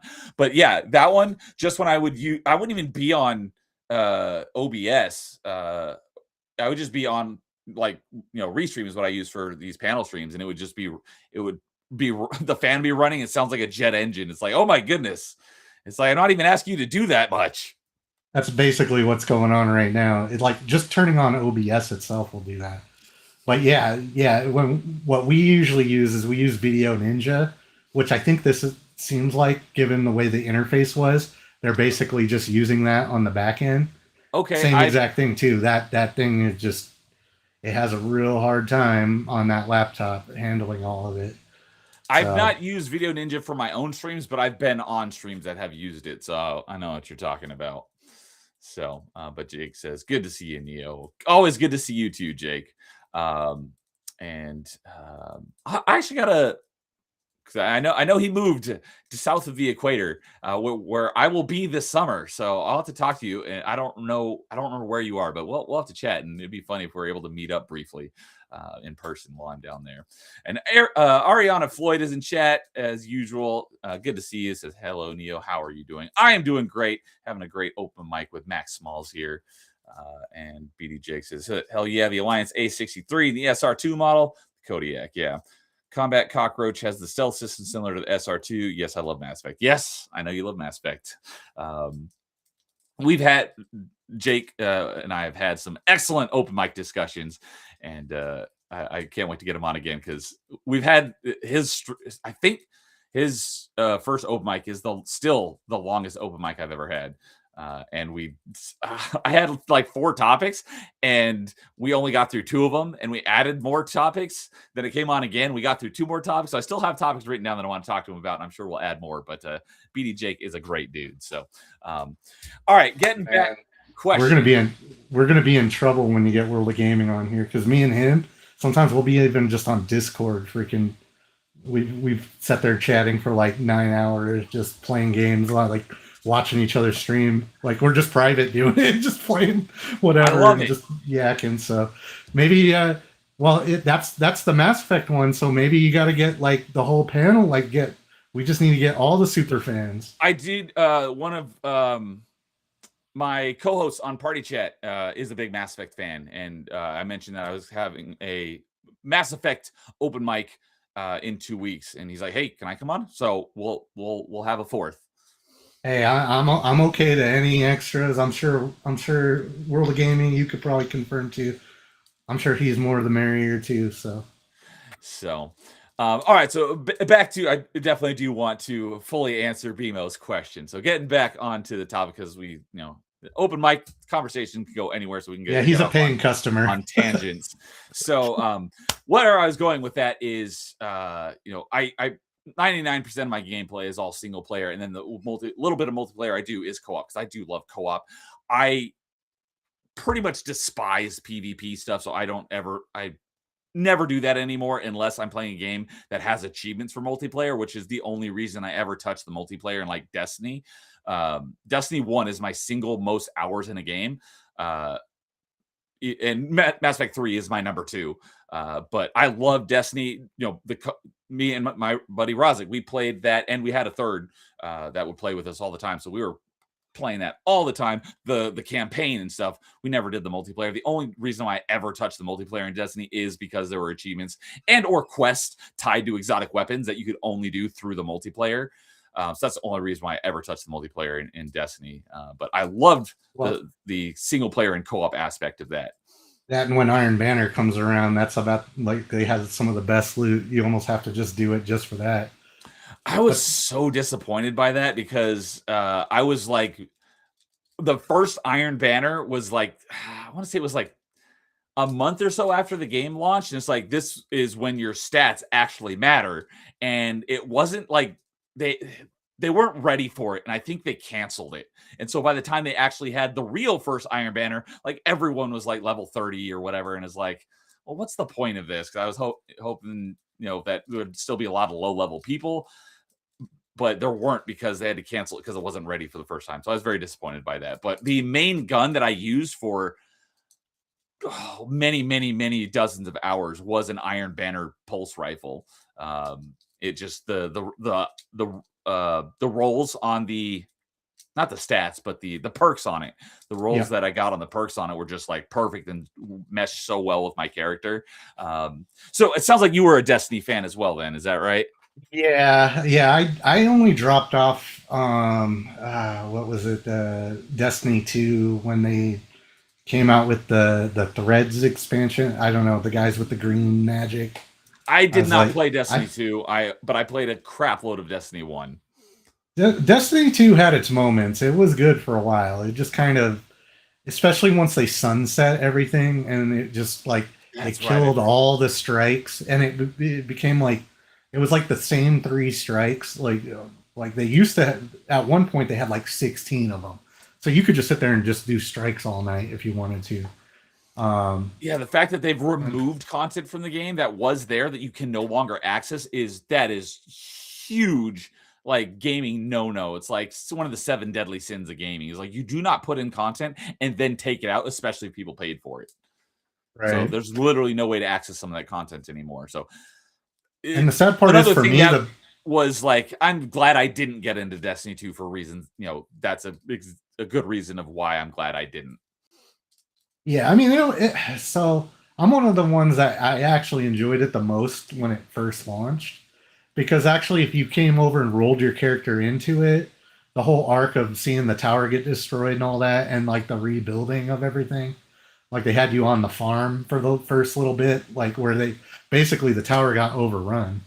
And so like you basically started, they Metroid you basically, how they always take your powers away. Yeah. It was their excuse to do that. All the light got drained out of everybody. So they were all afraid they were going to die because you couldn't be resurrected and all that. Yeah, I heard that was like a couple of levels, and then everything's back to like back to normal. Yeah, essentially. But the farm was a really good area, and like a lot of the stuff that they put in was like interesting. Like they even had a workable like game of soccer that you could play, which normally I wouldn't be like that into like a soccer game, but just that it's something to be doing in the hub area, was pretty fun.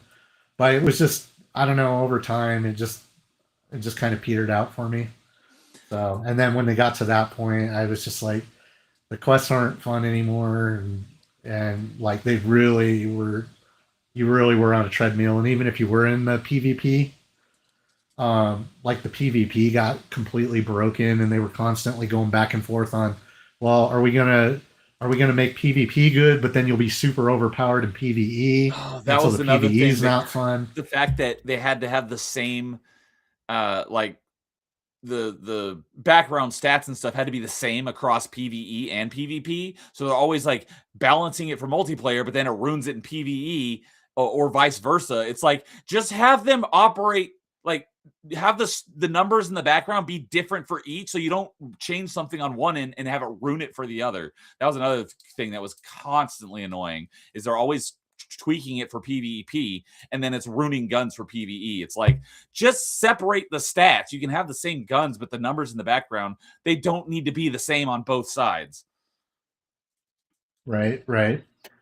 Yeah, one of the other things, like I was saying, if it wasn't for the fact that it's stagnant, sometimes I think about going back to the first one, because like they took away so many guns I had from the first one that I love, and then the second one just never really added an equivalent to it. Okay. So I was like, I also had my Sparrow was the best Sparrow I ever had in Destiny 1. Oh, that was another thing. The one multiplayer I did do in Destiny for the fun of it was the Sparrow Racing League. I loved that. I was pretty good at it.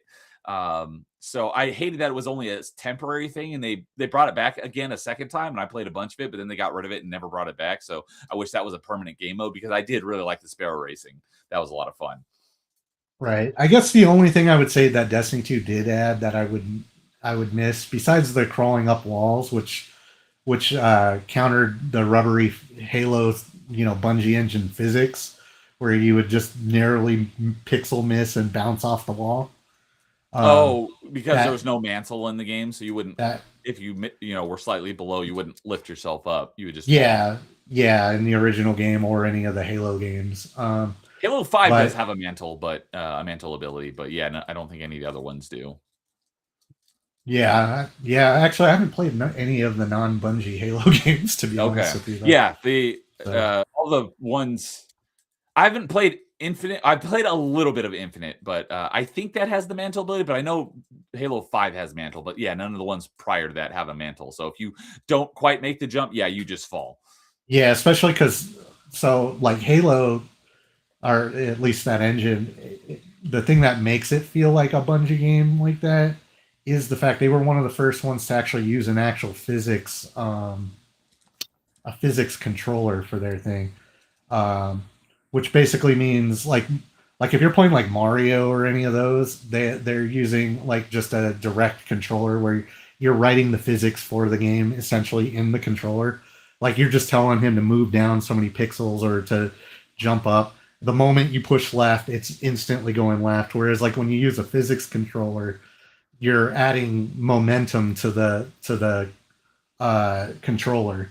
So you don't just say, hey, just start going left at this speed.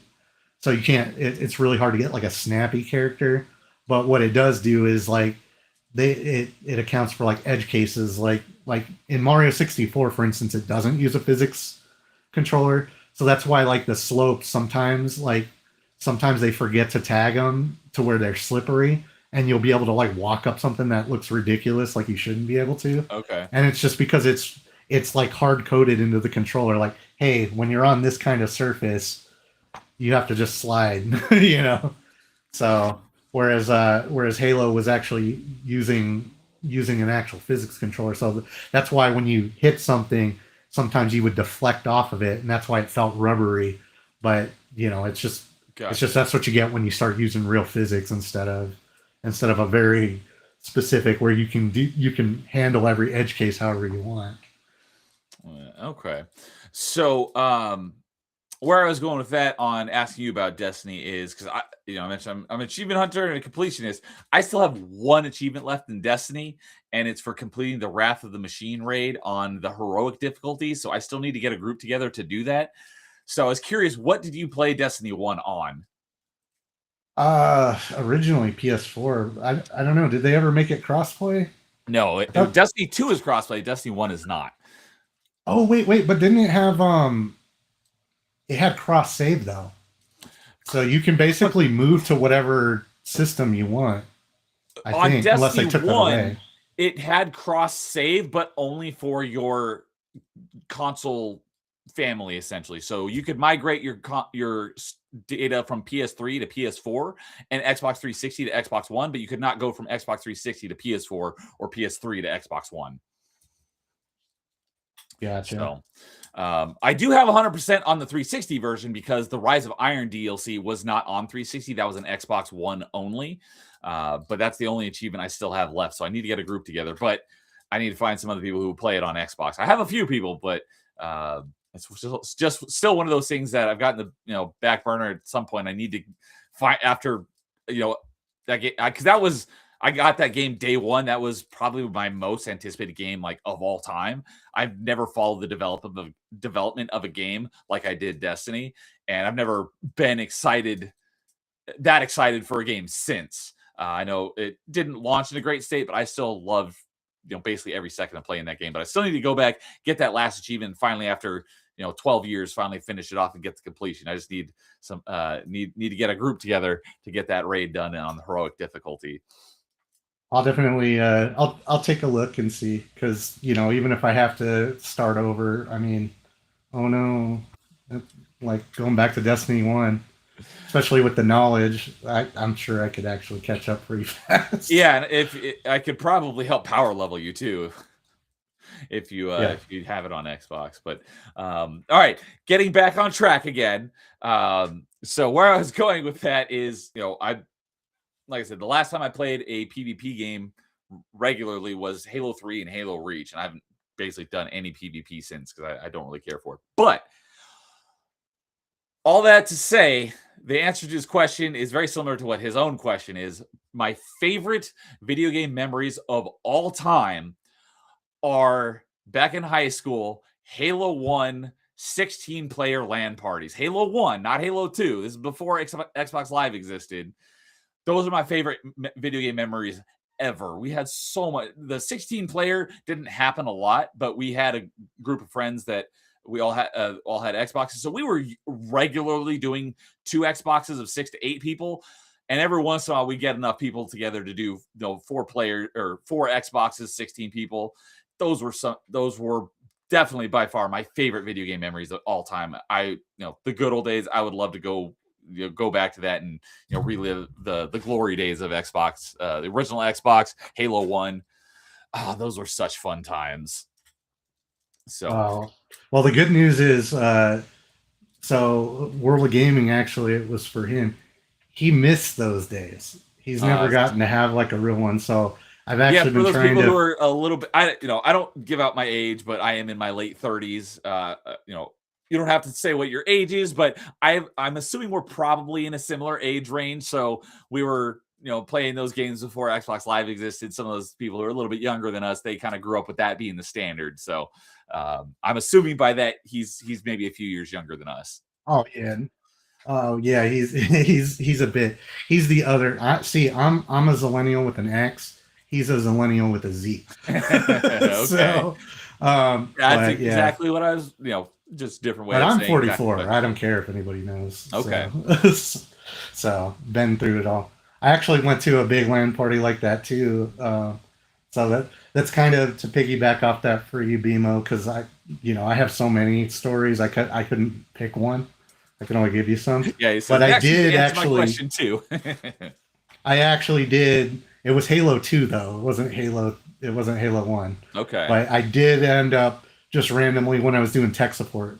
And for all you guys, if you're a nerd and you're just looking for like entry level, if you really want to find a bunch of gamers in your area, go do tech support because it's all freaking nerds. And I got invited by one of the other tech twos. Just one day randomly, he was just like, "Hey, we're doing a Halo party. Do you want to go?" I'm like, "Heck yeah!" I don't know where it's at, but I just got my 360, so I have 2 of them, and I can bring 2 monitors, and I'll bring my original Xbox, so I got two systems right there, and he was all happy. And I find out this guy lives in the middle of nowhere, like I'm out in the boonies, and this is like we're still in the MapQuest era. We're right. Yeah, this print out directions. This is like 2005 or something. So I have a flip phone in my pocket, and I'm out in the middle of nowhere, like out in the desert, because I'm in Arizona. I had my Nokia, with that you had Snake on the little itty bitty screen at those times. So yep, I know what you mean. Right. So it's pitch black. I'm like, am I gonna get is someone gonna kidnap me out here and just leave me in the desert or something? There's no lights. You can't even see houses, and I'm just out there driving. Finally find this place, and it's this. He's living in this big old triple wide trailer, and he's got 32 people in there. We actually had 2 full games going, and it was nuts. Random. They were drawn out of a hat on whose you would be in. That'd be so much fun. Oh yeah, no, it must have been actually. When did the Wii come out? Because the Wii had just come out. 2006 or 2007. Because I know Prime 3 came out in 2007, but I know that wasn't a launch title. And the Wii came out before the 360, so it was the 360 that just came out. Let's see. But the Wii wasn't much Princess before it. Was a launch title, so give me just a second, and I will tell you what the launch day of Twilight Princess on Wii was. That was November of 2006. Yeah, so right. That's the reason why I got my Wii on launch day was for Twilight Princess.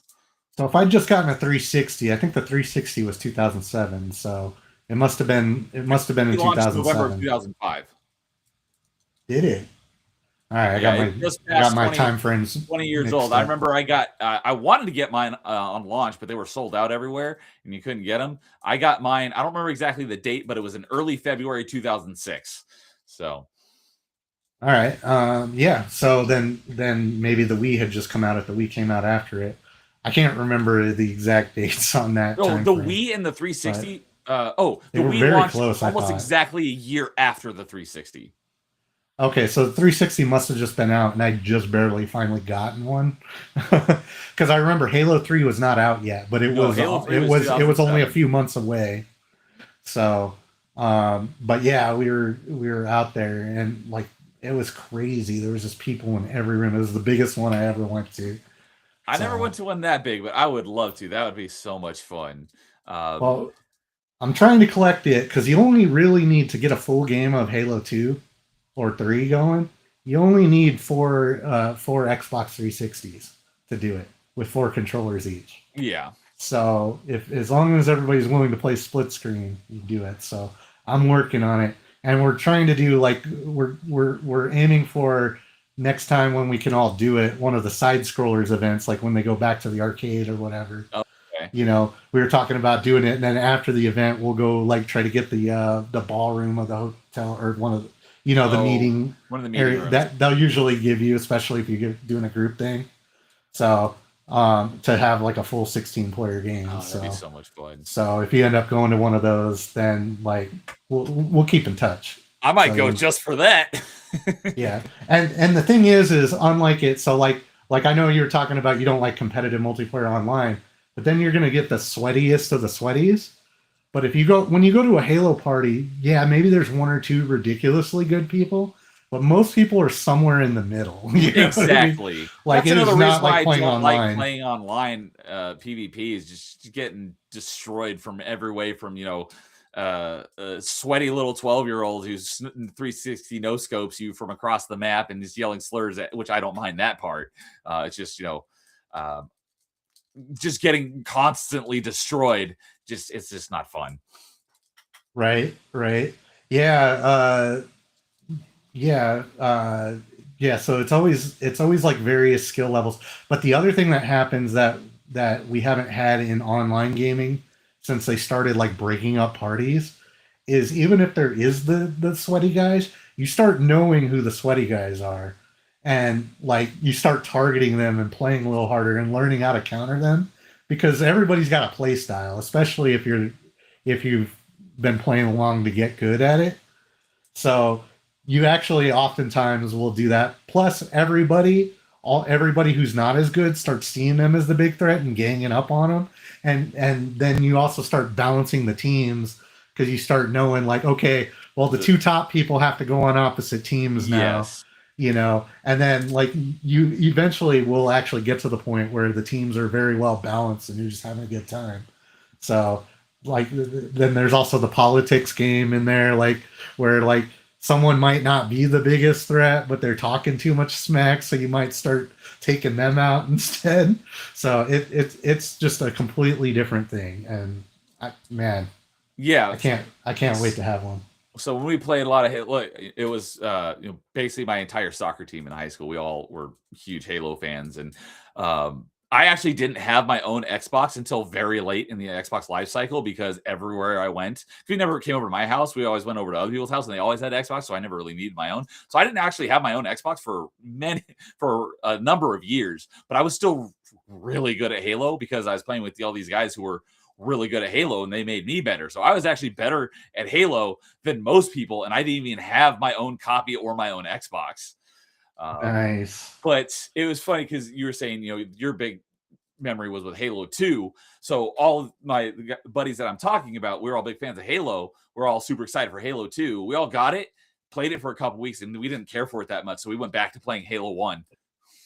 It seems like that's everybody because see, like me, I wasn't that big into Halo 2 either. Like, because I was always a PC guy back in the day and all that. I loved Halo to play with people and stuff. It was just more like the thing you went to do, like to set up a quick LAN party at someone's house, or just if they had four controllers around.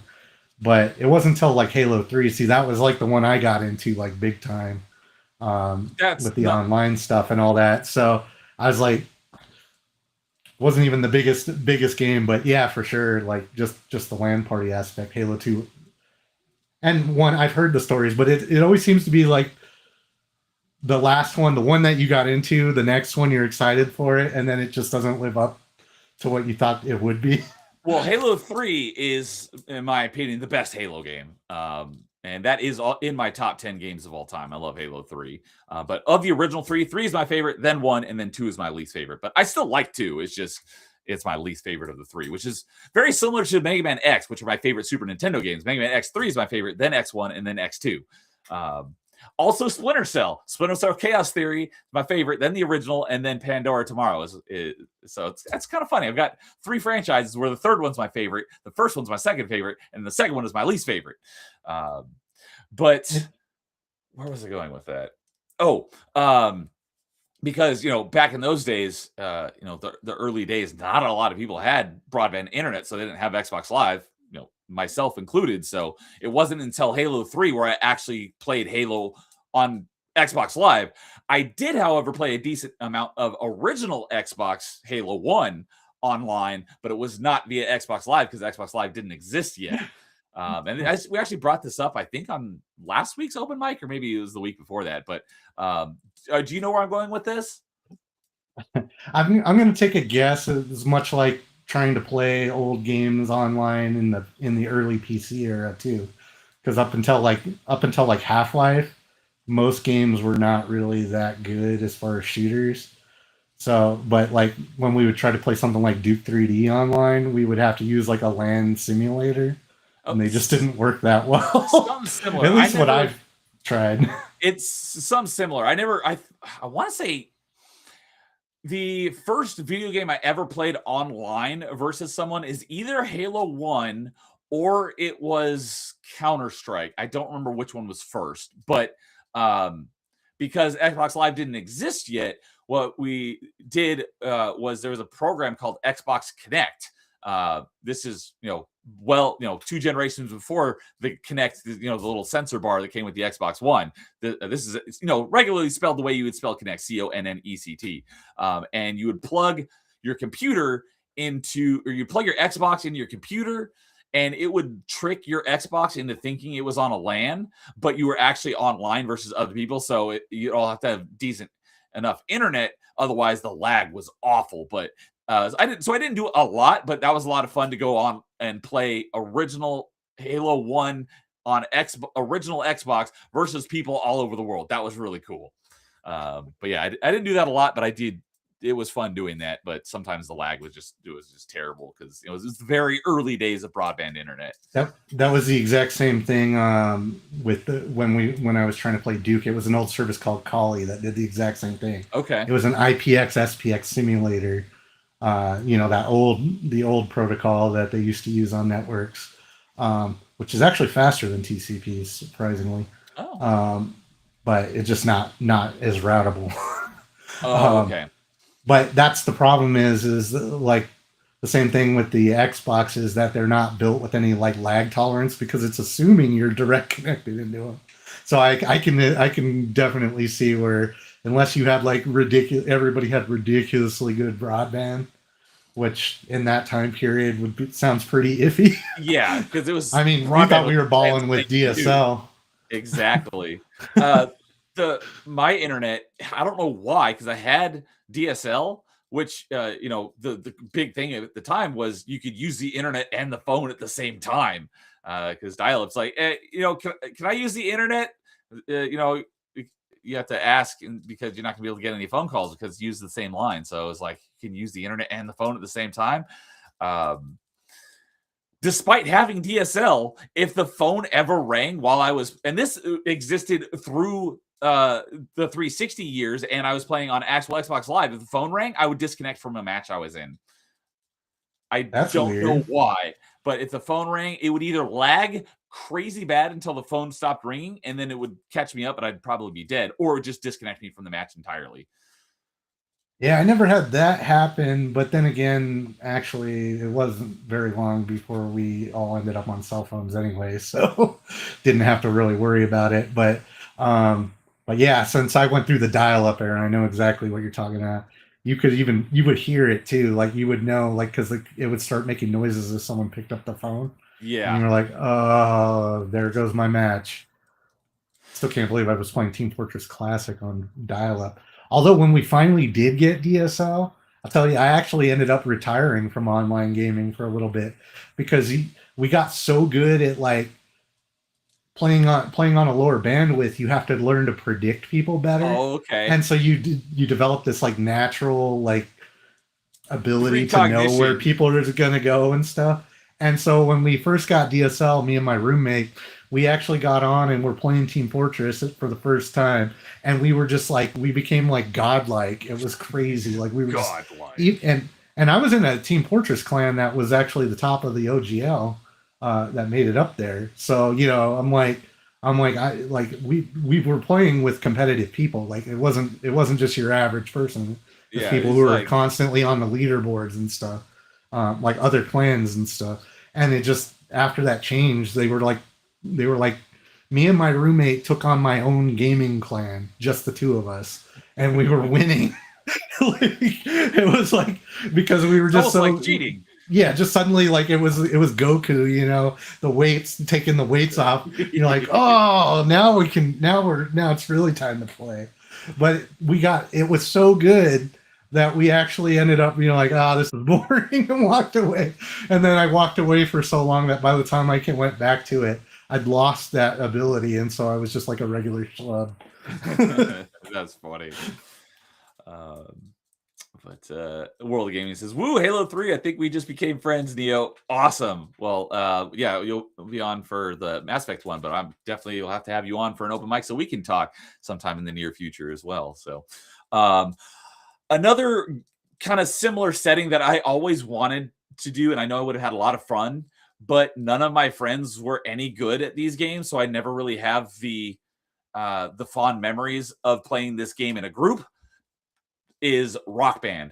I love Rock Band, and I've played hundreds of hours of it, but no one I knew was any good at any of the rhythm games. So all of my Rock Band 1, 2, 3, Guitar Hero, I've done that all solo. I've not played it with basically anyone because I've never known anyone who was any good at any of those games. So I wanted to play it with a group and have a lot of fun, but I've never had a group that was any good at it to have fun with.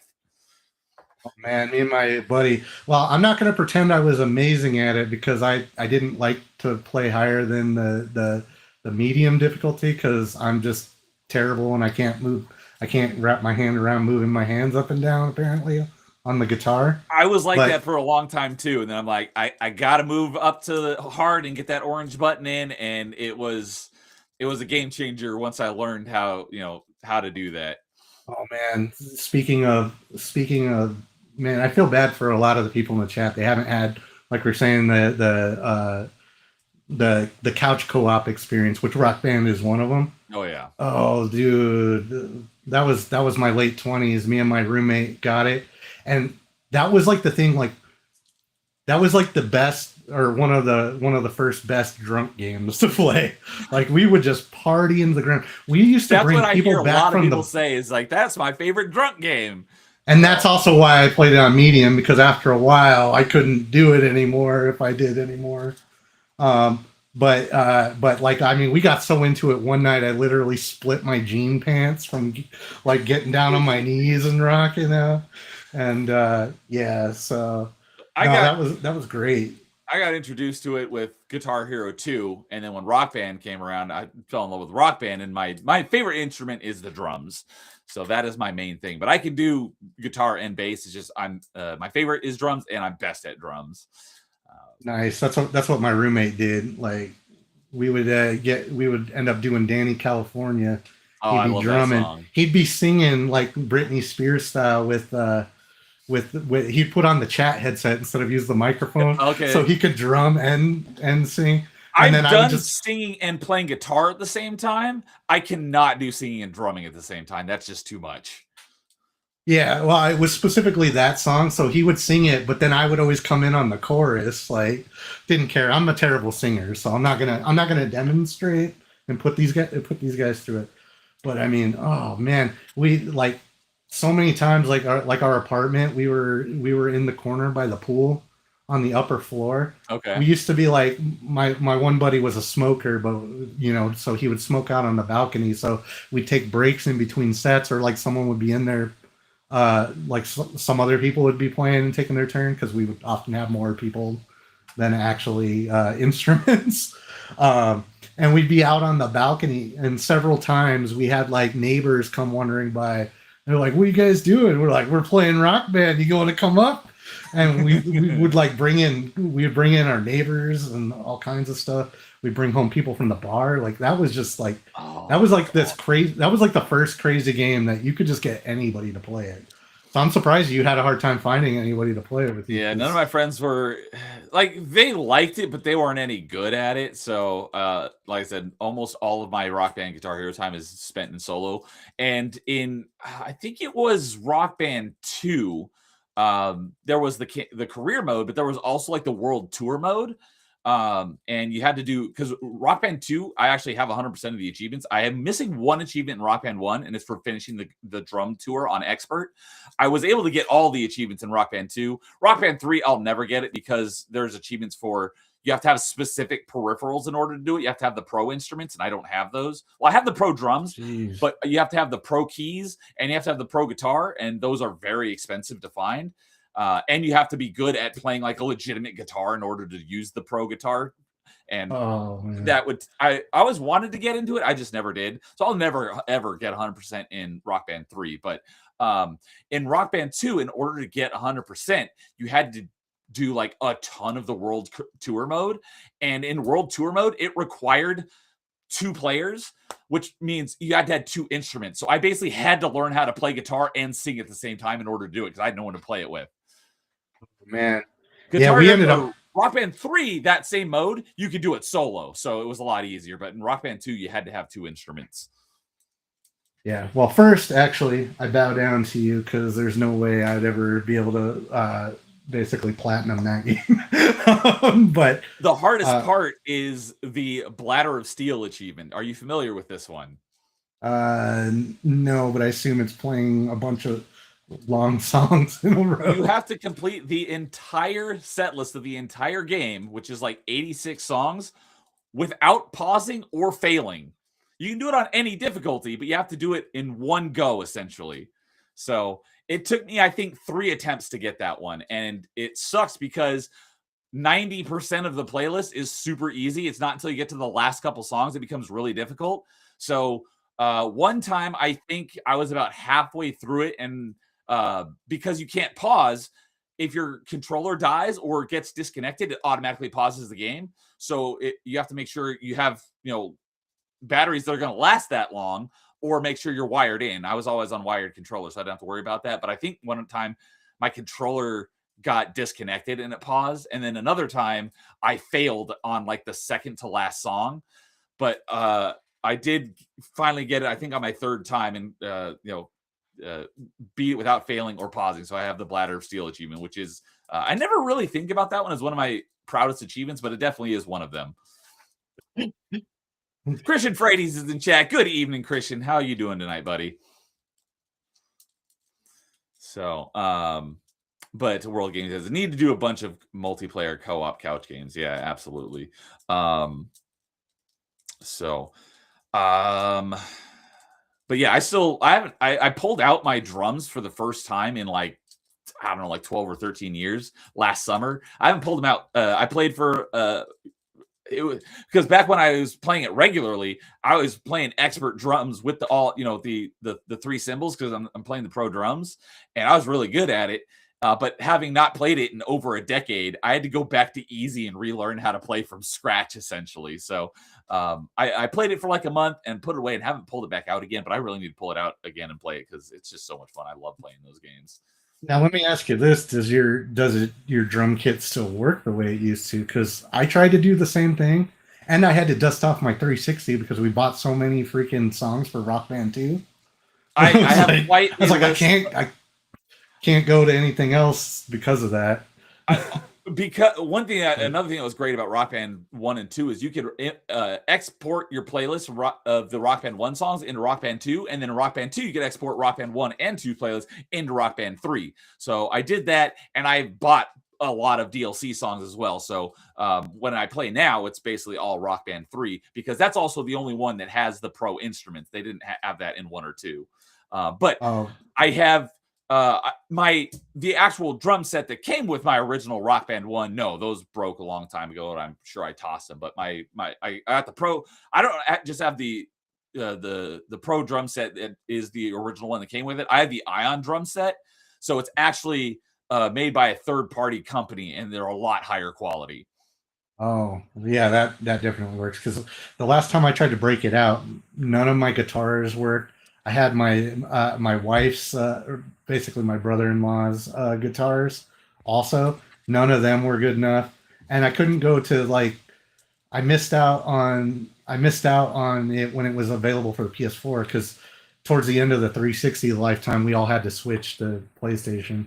Not because of me, but one of my buddies, his uncle who owned his 360 basically got hacked, and they bought up, like, it took him like 6 months to figure out that he got hacked. Oh, and they no. bought up like over $1,000 worth of stuff.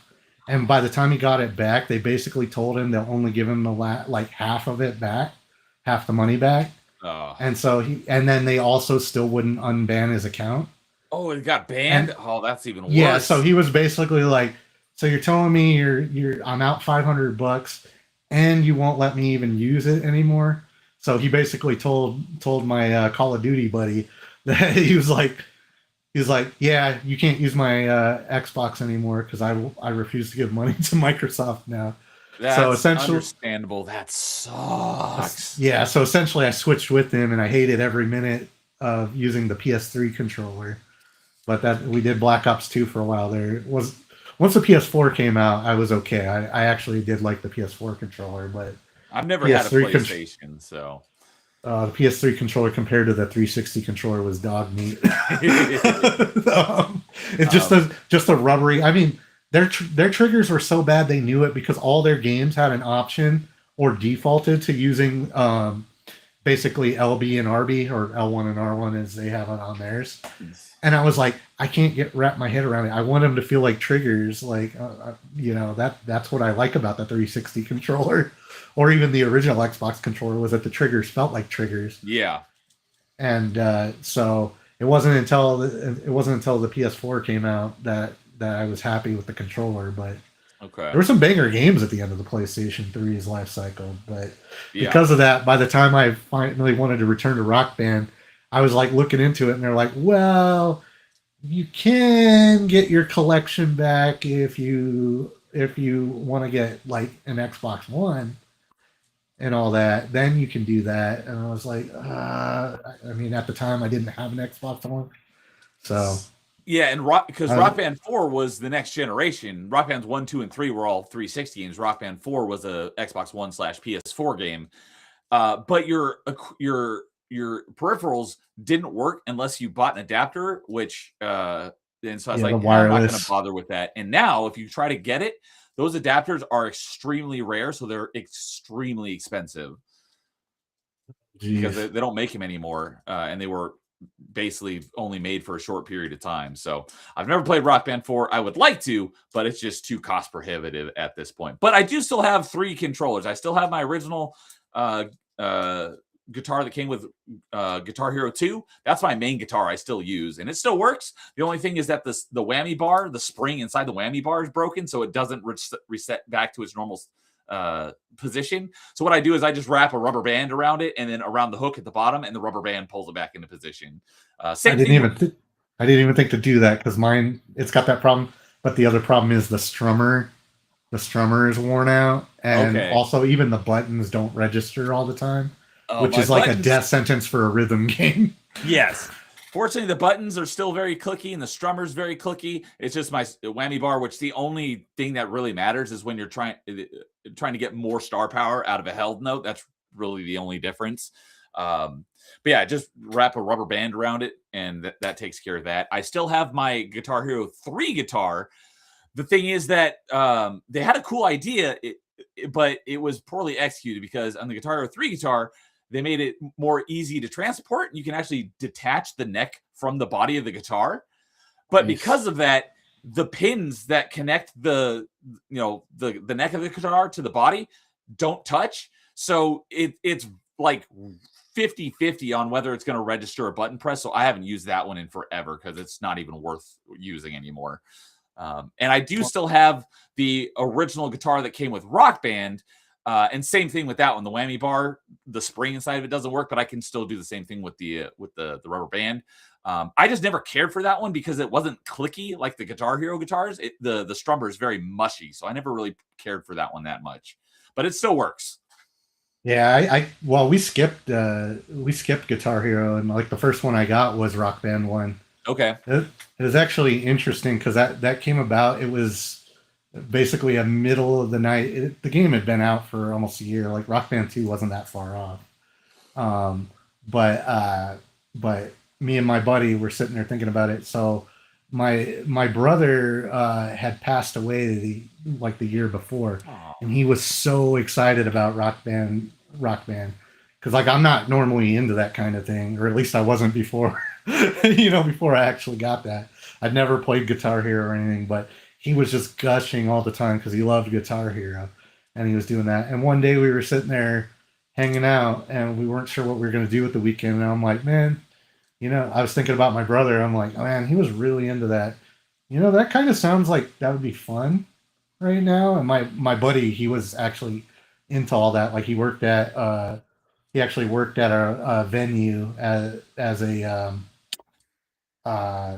stagehand and all that. So, and he was all into music and stuff at the time. So we actually ran out in the middle of the night and had to go to like 3 different Walmarts because it was like 1 a.m. We just on a whim decided we're gonna play this thing. And so you got the whole Rock Band set with all the instruments? Yeah, we got the whole kit. And he was excited because he knew how to play the guitar. He didn't know how to play the drums. And so like that was his whole thing. He also learned to play the drums basically on Rock Band. And yeah, we ended up playing it all the time. And then, like I said, we just started bringing in like the bar or bringing the bar home with us or the neighbors or just whoever, friend's house, whatever. So, dude, I miss it. Like, I really want to get it out, but like I said, all my stuff's worn out. And like you said, those instruments are like gold. Like, I think the only thing that's worth more right now is RAM and GPUs. Like, you go into those shops. All takes up too, so you got to have space for it. And it's I don't leave it out. Otherwise, I would if I had a dedicated gaming room where I could just leave it out. I'd definitely play it a lot more, but I do not. Yeah, I still have all the stuff. So like, I know every time I've gone to like any of like the game stores, they want that stuff bad. Like they almost never have it in, but if you got it, they'll take it in like any condition. I'm like, I wonder if I could just get them to repair mine or refurbish it. Cause I would like to get my Guitar Hero 3 guitar. Like even if you had to like solder it together so that you can't detach the neck, I'd be fine with that as long as you could actually push the buttons and it would register. Right. Yeah, I mean, whatever makes it work. I did that with actually one of my it was my Nagashock controller. They had this hex system with the removable stick so you could change out the height or the shape of the stick. And the little piece of plastic that the hex sits in wasn't thick enough, and eventually it snapped. And so the right stick, when I'm sitting there aiming, half the time it would detach. Like it was a big enough gap that the stick would come out of the socket. And I'm like, whoa, and you're like grabbing the nub mid match because you can't throw the match. So I basically did the same thing. I just super glued it in there. I'm like, I don't care. I only used the one stick. Grabbing the nub mid match. Actually, let me see. Somebody clip that. I think I still have that. Yeah, this is it. Look. Just super glued it in there. Too well.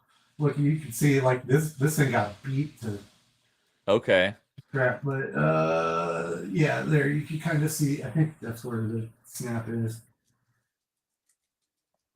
I can't see it, I guess, but you do that. The only reason I got these was because I'm a big Scuff guy, and you see how Okay. there's buttons on the back. Oh, It took Scuff. It took Scuff over a year when the PS5 came out, and I was one of the ones lucky enough to get one of the pre-order lottery ones. So I had it day one, and I was like, I can't live without my Scuff. Like, so they were the only ones making them. I've not So- used a Scuff controller, but once I got an Xbox Elite controller, I finally had a chance to try paddles, and it took some getting used to, but now I can't stand not having paddles. It's such a game changer. I love having paddles. Yeah, especially if you play any advanced movement. Which, since you're playing Destiny, I'm gonna guess that's why you got it, because I didn't have an Elite controller till way later. The first game where at least the first game I remember using it and being a big game changer for me was Doom Eternal, because that's such a fast-paced game, and dashing being your B, A for your jump, and then X for your chainsaw, and Y for your flamethrower, and having to take your thumb off the aiming stick to do all those buttons all the time, being able to keep your thumb on that stick and hit all those buttons with your paddles made the game so much better. Oh yeah, it basically just puts you on par with the PC players. Exactly. They're used to that. So, and then hey, with the Crazy PS5, Landlow's in chat. What's up, Crazy Landlow? Good to see you, buddy. I'm one of those weirdos now, though. That's the one thing about the PS5 controller, is it finally put the nail in the coffin for the keyboard and mouse to me. It's not the feature you think. Like, everybody probably thinks I'm talking about the pressure triggers. Oh, I was gonna say the 6-axis. It's actually it's got essentially quadraphonic analog rumble. So they're using haptics instead of actual analog motors. But the thing is, so it gives you a range. It's not just either the heavy or the light that normal rumble is.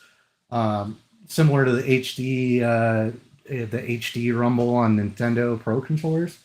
But the thing is because of where they're at, there's two in the handle, and then there's two up underneath the triggers, which also play into the pressure sensitive stuff.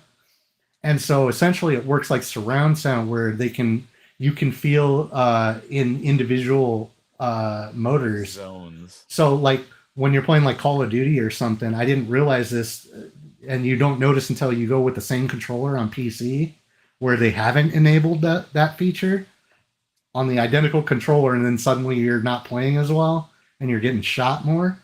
I noticed like the differences is in the old games, all you got was you either got like a grenade going off nearby, or when you were getting hit, it would rumble when you got hit, right? Well, because these are analog now and directional, they also vibrate near misses, and how the strength of it tells you how far away the near miss was. So you can feel like bullets whizzing through your hair, as I say, at least in your hand. And the thing is because it's basically like a 4.1 surround system. You can feel the direction of travel, because each one will be different, so you can actually feel the direction of travel. And basically what happened is essentially I started noticing, and I didn't notice till I went and played the same game on PC.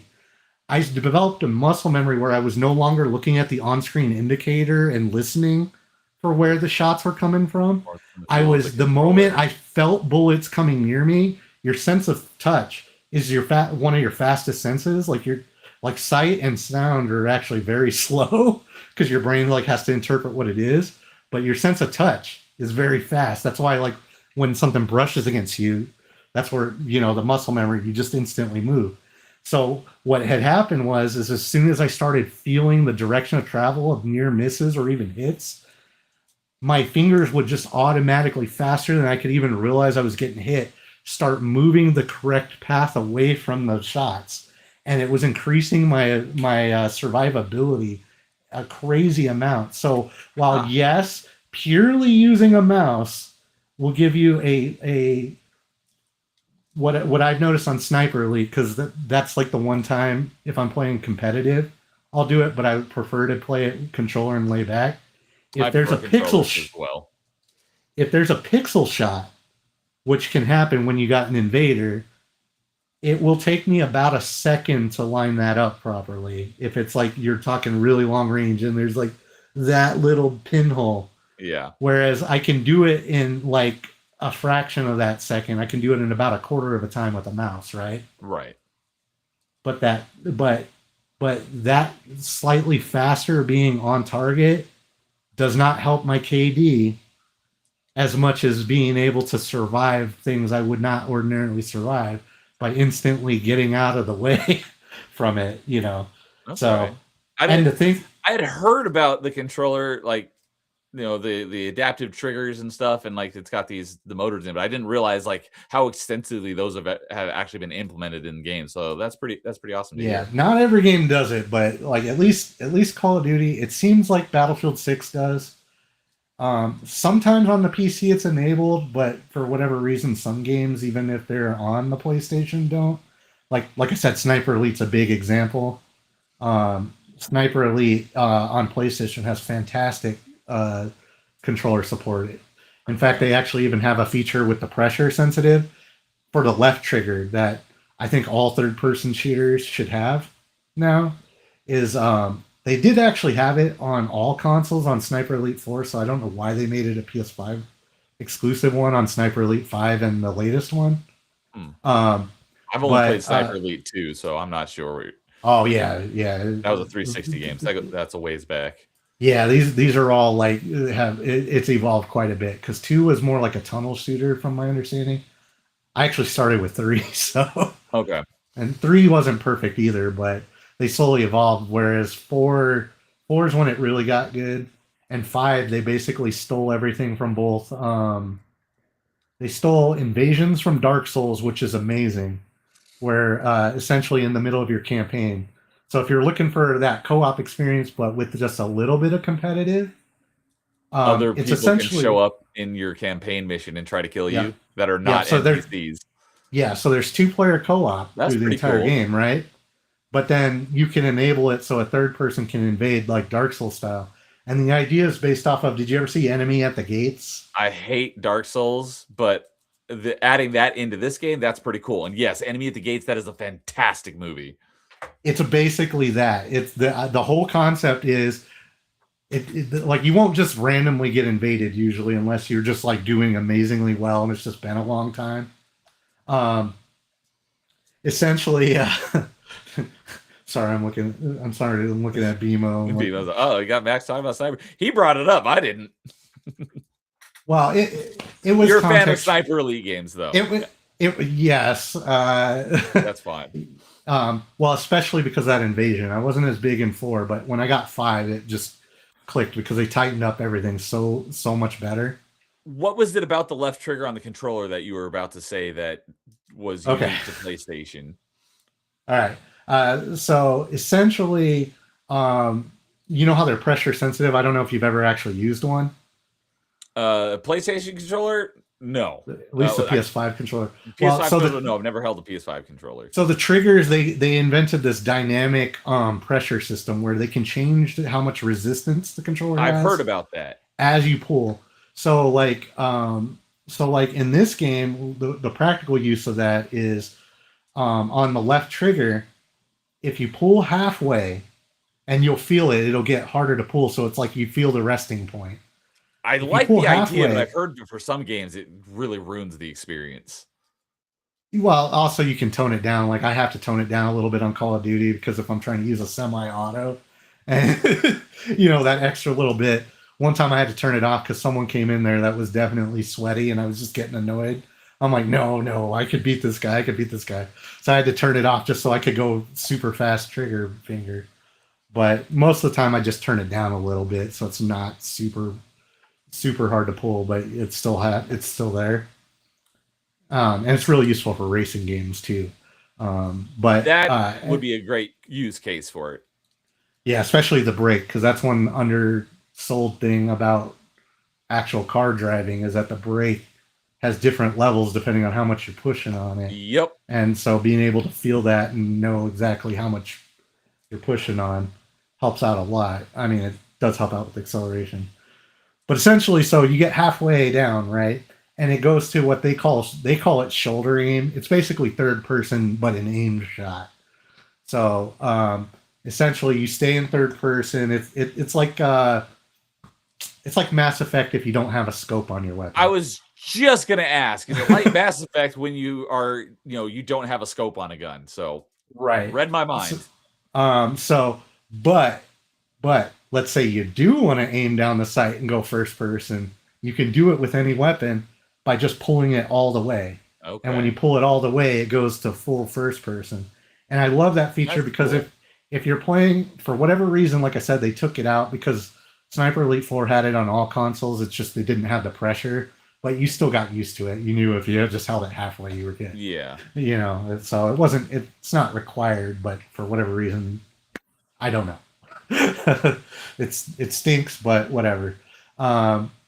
It's really nice, like especially like the reason I like to do it when I'm playing campaign, even if I have invaders, is that it makes it better for the audience too, because I start getting cinematic with it. Whereas like if you're playing on any other platform or on PC with it, essentially you only have the option of whatever the last thing you did was, either the third person or the first person aim. Yeah. And then there's a toggle button. It's X or A. Like if you're on an Xbox controller, it's A. And I'm like, I'll forget to do that. Plus, either way, you still have to go into like if you're trying to do something that looks cool in third person, you're still gonna have that moment where it goes into first person, and it just doesn't even look as good for people watching. So whereas like when I'm playing on the PlayStation, I'm putting on a better show for people because I'm like, I'm gonna make this cinematic. Watch this. I'm gonna go full Metal Gear on this, and I'm only gonna do the third person aim, and so there's no jank because I can just put it exactly the way I want it every time. And honestly, every game that has both third person and first person aiming should rip that off. It should be the new standard. I would probably agree with you. I don't see a reason why that you shouldn't have that in a third person game. Yeah, and it actually makes a good reason other than it just feels good in conjunction with the right trigger of why you're even aiming with the left trigger. Like, hey, it's analog, but you're treating it like a button in most games, so why not use a little bit of that analog? I'm wondering if a game will take it a step further and like have like multiple levels of analog aim, like where you can like have a little bit like hip fire is like only a third, holding it in, and or like how much you aim is depending on how far you pull it and all that. So yeah, it could be difficult since there's there's not really that much distance on it, but you could do it. Yeah, I mean you could get away with like 2 or 3, I think. Just a little bit, a lot of it, and all the way. Yeah, get more than that would be be kind of hard to separate the different values, but yeah, Crazy Island said, "Wild dog appears in Neo's background." Yes, I'm dog sitting while my parents are out of town. They're coming back tonight, so this is the last night I'll have the puppers. But one of the other things I was going to say earlier about the paddles is another game that it came in super handy having the paddles was Ghost Runner. Do you ever play Ghost Runner? No, but any parkour game I could see that. Like, I mean, That's- there's a reason even Mirror's Edge that like made you use the triggers instead. I love Mirror's Edge, and Paul was just playing that earlier tonight, and it's like I got to play through that game because it's been way too long since I played it. But I love Mirror's Edge, but it's like Mirror's Edge with more combat in it. I haven't played the second one yet, but it is on my to do list. But on Party Chat, my Tuesday, one of my Tuesday shows, because I have alternating Tuesday shows. But at the time, my co-host Mark, we go around and talk about what we've been playing lately. I'm like, hey, yeah, I beat Ghost Runner. He's like, wait, you play on Xbox, right? I'm like, yeah. He's like, you beat Ghost Runner? You got all the achievements on a controller? I'm like, yep. I mean, I have the Elite controller, so I have the paddles, which was a huge help. But yes, I did it all on controller. He was like blown away that I 100% of that game on a controller rather than mouse and keyboard. Isn't the Elite controller? It's vertical paddles, right? Like, so like what I mean by that, like, is here's my scuff. This is my favorite paddle, but you see how they're in line on the back? Yeah. So this isn't it, but the paddles are more like this. Although this is a third party Switch Pro controller. It only has two paddles, but they're like horizontal. So there's like 2 here, and then there's like 2 here. Okay, so So it's like that, or I actually have this, but I'm actually afraid because I broke it within a month because I really think the back paddle design. I got this aim controller, which is even better than the Scuff, or well, should be.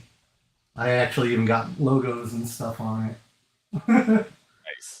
custom printed. But the thing about it was like they did this. This is like the worst part of this.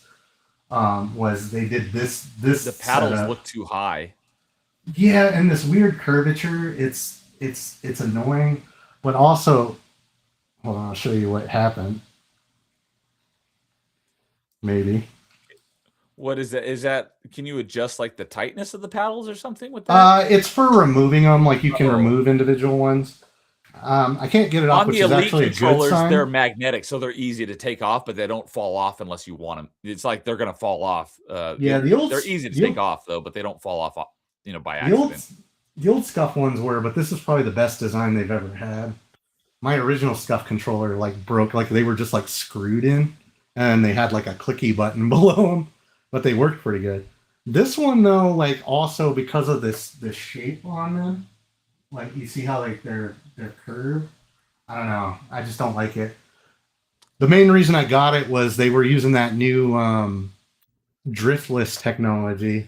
Oh yeah. I forget what it's called. Not the Hall effect ones, although those are driftless too. There's like a new one. Yeah, they call them TMR sticks. Yes. I just heard about TMR recently, and I was like, I know it if I hear it. Yeah, TMR sticks. So I've never used a Hall effect joystick yet, so I wouldn't know if I could feel a difference. But not having there is a difference. Nice, like you can basically have a zero dead zone. I was playing with it. I do enjoy the sticks. It didn't increase the sensitivity enough to where I felt like I needed to change my sensitivity settings in the game, because I briefly tried to bump them up and then it just didn't feel right. So I basically left them the same as what they already were. So the other thing of why I got that one is they're the only ones that offer the D-pad and the face buttons. Those ones they offer digital buttons instead of the membrane things. So like the D-pad is like an old NES D-pad with the little membranes, and especially on the PS5 controller, there's a lot of things I don't like about PlayStation controllers too. So so I'm not like a total shill for them. I just whichever one has the most features that I like is what I go with. Because I've never liked I've never had this problem with the Xbox controllers, but every single PlayStation controller I've ever used, L3 and R3 or LS or RS, the clicky button. Yeah, the joystick click. These will go off all the time when I'm playing Call of Duty. Like I'll accidentally panic melee. I'm not pushing that hard. Never had that problem with an Xbox controller. I've never accidentally hit it. Well, for the most part, I've never accidentally hit L3 or R3. But I've not used a PlayStation, so I have not had that experience. But where I was going with that though is that also PlayStation's D-pad and front buttons are kind of garbage too. The D-pad in particular, I notice it the most playing Call of Duty, but it's burned me on Helldivers, or not Call of Duty, Battlefield 6. But Helldivers 2 will also burn you when you're trying to put in stratagems. Yeah, the stratagems, which I know because I used that controller to do it and I didn't have the problem. The D-pad is, for whatever reason, sometimes when I'm activating L1 and my finger's nowhere near that D-pad. And I know because, again, when I use that one with actual digital buttons, never happens. Okay. Sometimes on the PlayStation controller, L1, if you push it hard enough, can actually also somehow actuate the up on the D-pad. And I don't know what it is because they're not like touching or anything. Yeah, the only thing I can think of is that the only thing I can think of is that it's stressing the actual casing or something. Okay. But the big one for me is that pertains to the stratagems, or when I'm real quick trying to switch to like my my res kit on Battlefield 6 for some reason. The defibrillators. There you go. When I'm trying to switch them, I don't know how many times that I hit it, and then like because I hit it hard enough, the membrane actually like snaps back and goes the opposite side I wanted it to, and suddenly like my defibrillators start to come up, and then it switches to the other one after I've already let go of the Oh, D-pad. Or like even worse, if it decides to actuate the up button and it brings out the wall or something where you're stuck in build mode, and I'm like, I'm just trying to res the guy. What's going on? And like I get haven't played shot. Battlefield, so I don't know what the D-pad does, but I know exactly what you're talking about, where it's doing stuff that you don't want it to do. Yeah, or just trying to do a complex stratagem that you've done a million times. In Helldivers, like you have the code memorized. Like I'm not even looking at what I'm doing.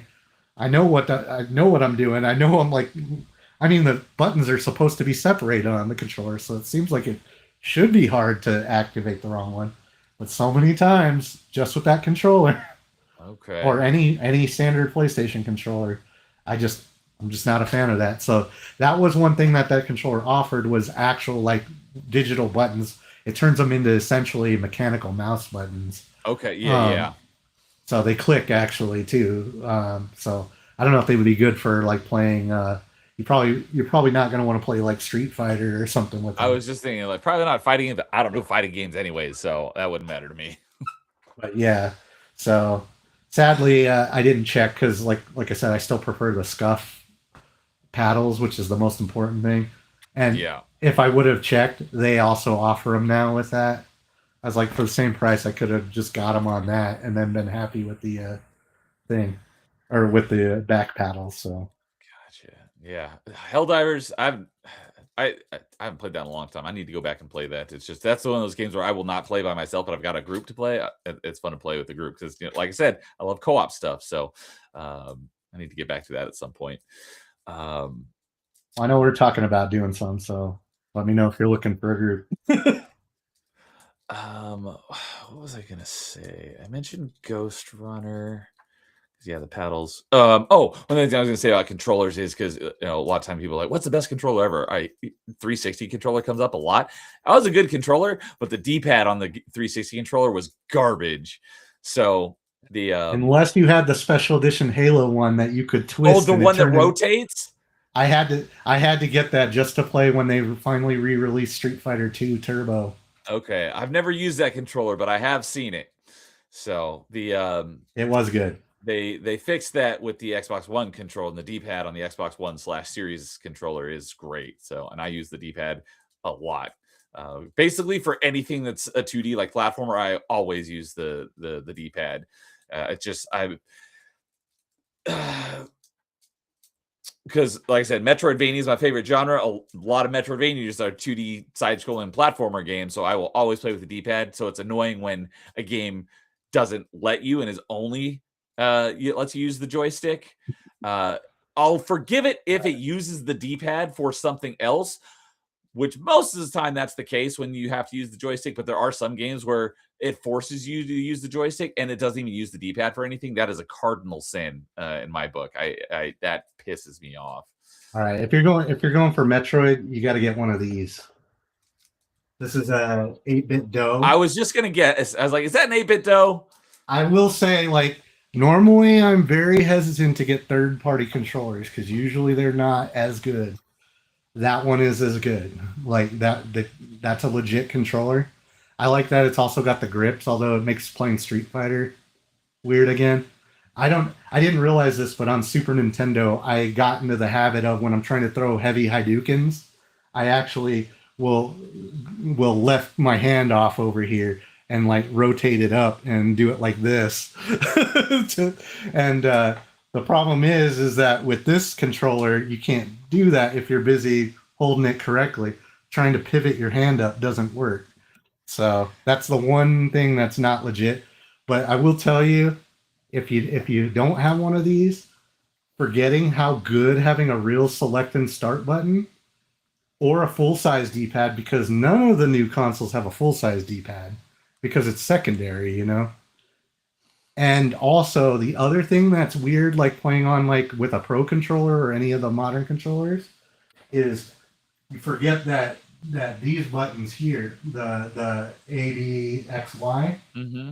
they were in a wide diamond shape, so it's actually easier to hit to use B and X on the controller than a modern controller. Okay. So, and where you'll see that, the game that I noticed the first time before I had this controller, I realized, oh, it isn't the same as it's always been.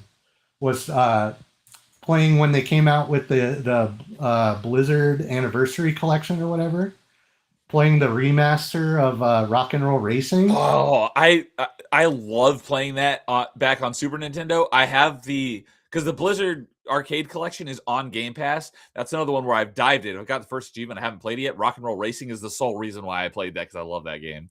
It's amazing too, especially because you can zoom the camera out. And my understanding is they added 4-player split screen now Ooh. in it. Besides the fact that it's got real audio tracks and all that, but just the look of it, I'm like, this is how you remaster something like that. This is what all Super Nintendo games when they're ported should look like. Like I was like, why aren't they doing new games that look like this? Like this looks like it could come out now and people would buy it. Nice. I didn't realize that they upgraded. I thought it was just basically like a collection of ports. I didn't realize they actually like did something with it to make it No, better. Rock and Roll Racing got a complete facelift. Like the graphics got upgraded. They made it so you can zoom out. It supports widescreen. So one of the things about the original, if you remember, some of those tracks you could not see. Like if it just happened to be going diagonally towards the edge of the screen, you had about like 3 seconds to know that the end. Like you basically had to do a lot more memorization. While the new one, you can zoom it out quite a bit now too, to where it looks comfortable. And even if you don't, you still have that extra like widescreen space to see. But yeah, definitely, if you haven't tried it and you're a fan of it, the only downside, like I was just saying though, is what you'll realize is that on the original with those spaces, it's very easy to hit your nitro or jumpers without accidentally like leaving an oil slick or a landmine or shooting a missile off. Okay. It's actually surprisingly tough while you're trying to hold the accelerator the whole time to not hit one of the 2 side buttons to do one of those actions when you're trying to hit the nitro. So you have to do this weird like up and over motion. One of the things I was going to say when you're talking about like when you're doing your Hadouken is I mentioned earlier that I'm a huge fan of Mega Man. The Mega Man X 1, 2, and 3. Those are my favorite Super Nintendo games. So it's different now that we have more buttons on our controllers because now you can map because the dash used to be this button. Down here was your jump and this was your shoot. But now it's easy to map dash to like the trigger because the trigger didn't exist on a Super Nintendo controller. So you can dash and jump at the same time. But back in the day when we didn't have the triggers, all you had were the 4 face buttons and the D-pad. In order to jump, shoot, and dash at the same time, I'd hold the controller like this so I could have this finger do dash and then I could have my thumb do the shoot and jump. So I did this weird like crab grip on it. So of course we don't have to do that anymore because we got more buttons. But back in the day, it would like playing like that, finger would get all cramped up. Same thing. Not that I couldn't do it, and I definitely did back in the day. Super Metroid actually benefits from modern controllers too. That's my biggest issue with the game. What I did, I had a controller exactly like yours with the back paddle. I mapped the run button to the back paddle, and I just basically always held it.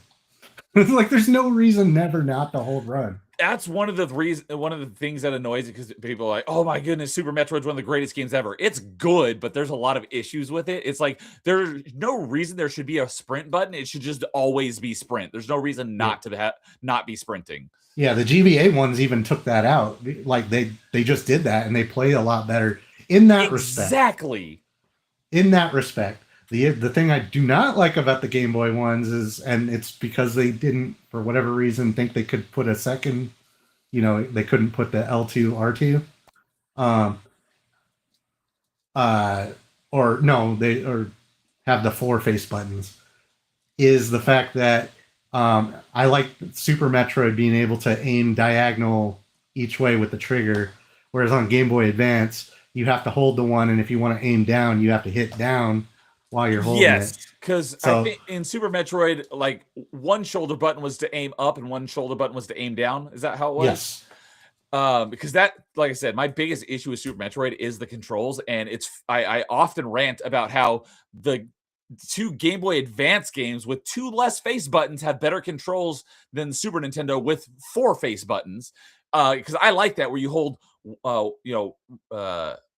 because in Super Metroid you have to cycle through all of the different things with your one button, whereas in the Zero Mission and Fusion, in order to shoot a missile, you just hold the right shoulder button and then use your shoot button, so you don't have to cycle through anything. And then same for bombs. When you're in morphball mode, your shoot button is drop a bomb, but if you hold the right shoulder button, it does a power bomb. And then left is, I think by default, it'll aim up, but if you want to aim down, you just hit down on the D-pad. I prefer that way more than Super Metroid's control scheme. yeah, everything about it other than that, like I said, I still prefer to be able to just aim down immediately when I do it. So I get in these weird things like, I'm not saying I have a copy of another Metroid 2 remake. I mean, I would never do that. Don't come after me, Nintendo.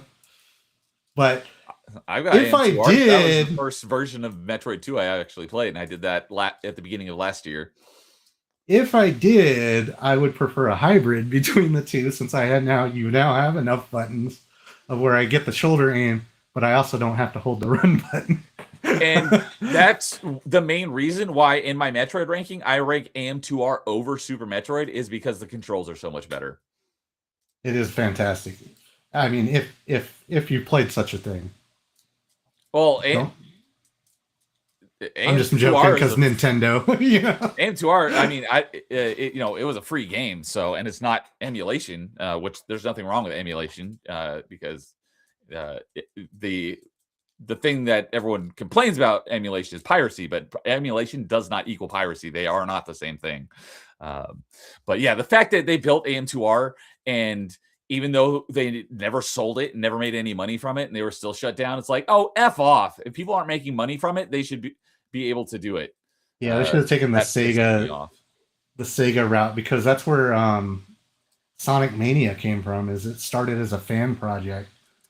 And then they just basically hired the guy. They were like, oh, you know what? We haven't made a good 2D Sonic game in forever. You seem to be making a good one that people like. How about we take a little bit of that money? Exactly. And you get some money. Like, why don't you just hire the people who know how to make this stuff? Exactly. Like, going back to Mega Man, there are so many Mega Man fan games, and so many of them are freaking great. And I was just last night, I found out about 2 more that I didn't know about. One, the demo just released a couple weeks ago, so and they don't get struck down by Capcom. So allow fan games. And if they do look like they're good enough, I mean, like, also Valve's has done that. Like Black Mesa. Black Mesa started as a free mod. And they were just basically like, this is actually really good. We're going to let you sell it, and then we're going to pocket some of the money. Like, they make money from it. The developer makes money. I don't understand what the problem is. They didn't, Exactly. Like, they weren't going to do it. I guess Nintendo was going to do it, but. Because I've kept this pretty under wraps, because I plan to do this at some day. Because there's a game where I want to take an existing game, and the tools are out there, and remix it into a new game. Essentially, it's going to take a long time, and you could do it and release it as like a mod for this game, and that would absolutely, there'd be no problem with that. But with the amount of time and effort it would take to do that, I can't do that. But when I get around to doing this, I'm going to approach the company and be like, hey, I'm doing this game one way or the other, but I want to make some money off of it, and you guys can make some money off of it too. So give me your blessing or whatever. I'll license it or whatever, but I want to release this game to the public. People will buy it, and then we both profit off of it, since you're not doing anything with the franchise anyways. Right. I mean, essentially, you got to watch out for that, because you remember the OG Doom was originally Aliens. It was going to be an Aliens game. And that's why everything makes Alien. Yes, like literally, it was It was yes, but the follow up, which was wasn't that John or oh why am I drawing a blank? James Cameron? Yeah, James Cameron did the second one. But yeah, it was literally going to be like the pretty much the first actual like Aliens game, Oh, and I they did not know pulled the that. license partway through development, and so essentially they changed it to like blood and guts instead of the alien creep. That's why they had that, and then instead of it being LV-420 or whatever, um, they changed it to the Mars colony. So like when you go through it next time, think about it. Like UAC is basically an analog for Wayland Yutani. Okay, I did not know Uh, that it was really going to be an yes, alien game. like it was almost it was like I'm pretty sure it was like something like 70% done as an actual Aliens game, I and did not know then that. they decided they were going to pull the license from them, and they said, "Well, guess we're just going to go release the most seminal shooter of all time." And like, look at you guys could have rode that royalty money, but no, they pulled it, and well, now we have Doom, and they just changed it from aliens to demons I did not and know stuff. that. Yeah. So, but you catch up here a little on chat. Crazy Landlord says that's what I'm doing, playing through it for the first time using. I'm not sure exactly what he's referring to. Playing through the first time, maybe AM2R, but playing through it, or it might be Super Metroid, one of the two. I'm using a GameSir Xbox Scuff controller with one back button being jump and the other being sprint. Oh shoot, I can't remember. And my thumb's used for the face buttons that shoots or sprints. You have no game called AM2R. Yes, there is. So I've now played because being a big fan of Metroid, I last year I was like, you know what? I've never played the original Metroid or original Metroid 2 or any version of Metroid 2. So I went back and I played the original NES Metroid, I played AM2R, and I played Metroid 2. So I've now played everything except for Nintendo's own remake of Metroid 2 because I've never had a 3DS. So I will play that at some point of Metroid 2 Samus Returns. I think that's the only like mainline one I haven't played because I haven't played. I have Prime Hunters on DS. I just never finished it, and because I didn't have a 3DS, I haven't played. What was the Federation Force? But that's not even a real Metroid game, anyways. Did you play Dread at all? Oh yeah, Dread is great. I love it. So the official remake is essentially the same company. Yes, in the other one they introduced that parry mechanic that you're using. Similar type of game. I knew Mercury Steam because they did, I think it was another 3DS game, but I played the Xbox Live Arcade port of Castlevania Lords of Shadow Mirror of Fate. They did that game. And so when they were doing Samus Returns, it's like, oh, cool. But I haven't played it yet, but I haven't heard it's like amazing. I've heard from a lot of people who've played all three versions. They say AM2R is the best of all three versions. I can't say that, but AM2R is out of the original Game Boy version of Metroid 2 and AM2R. AM2R is the best of those two that I've played. But Metroid Dread, they just took it and made it even better. So Dread is a fantastic game. And I also say this often is because of my gripes with Super Metroid. It's a good game, but it's not as good as everyone says it is. Like that would be my number one game that I'd want a proper remaster of.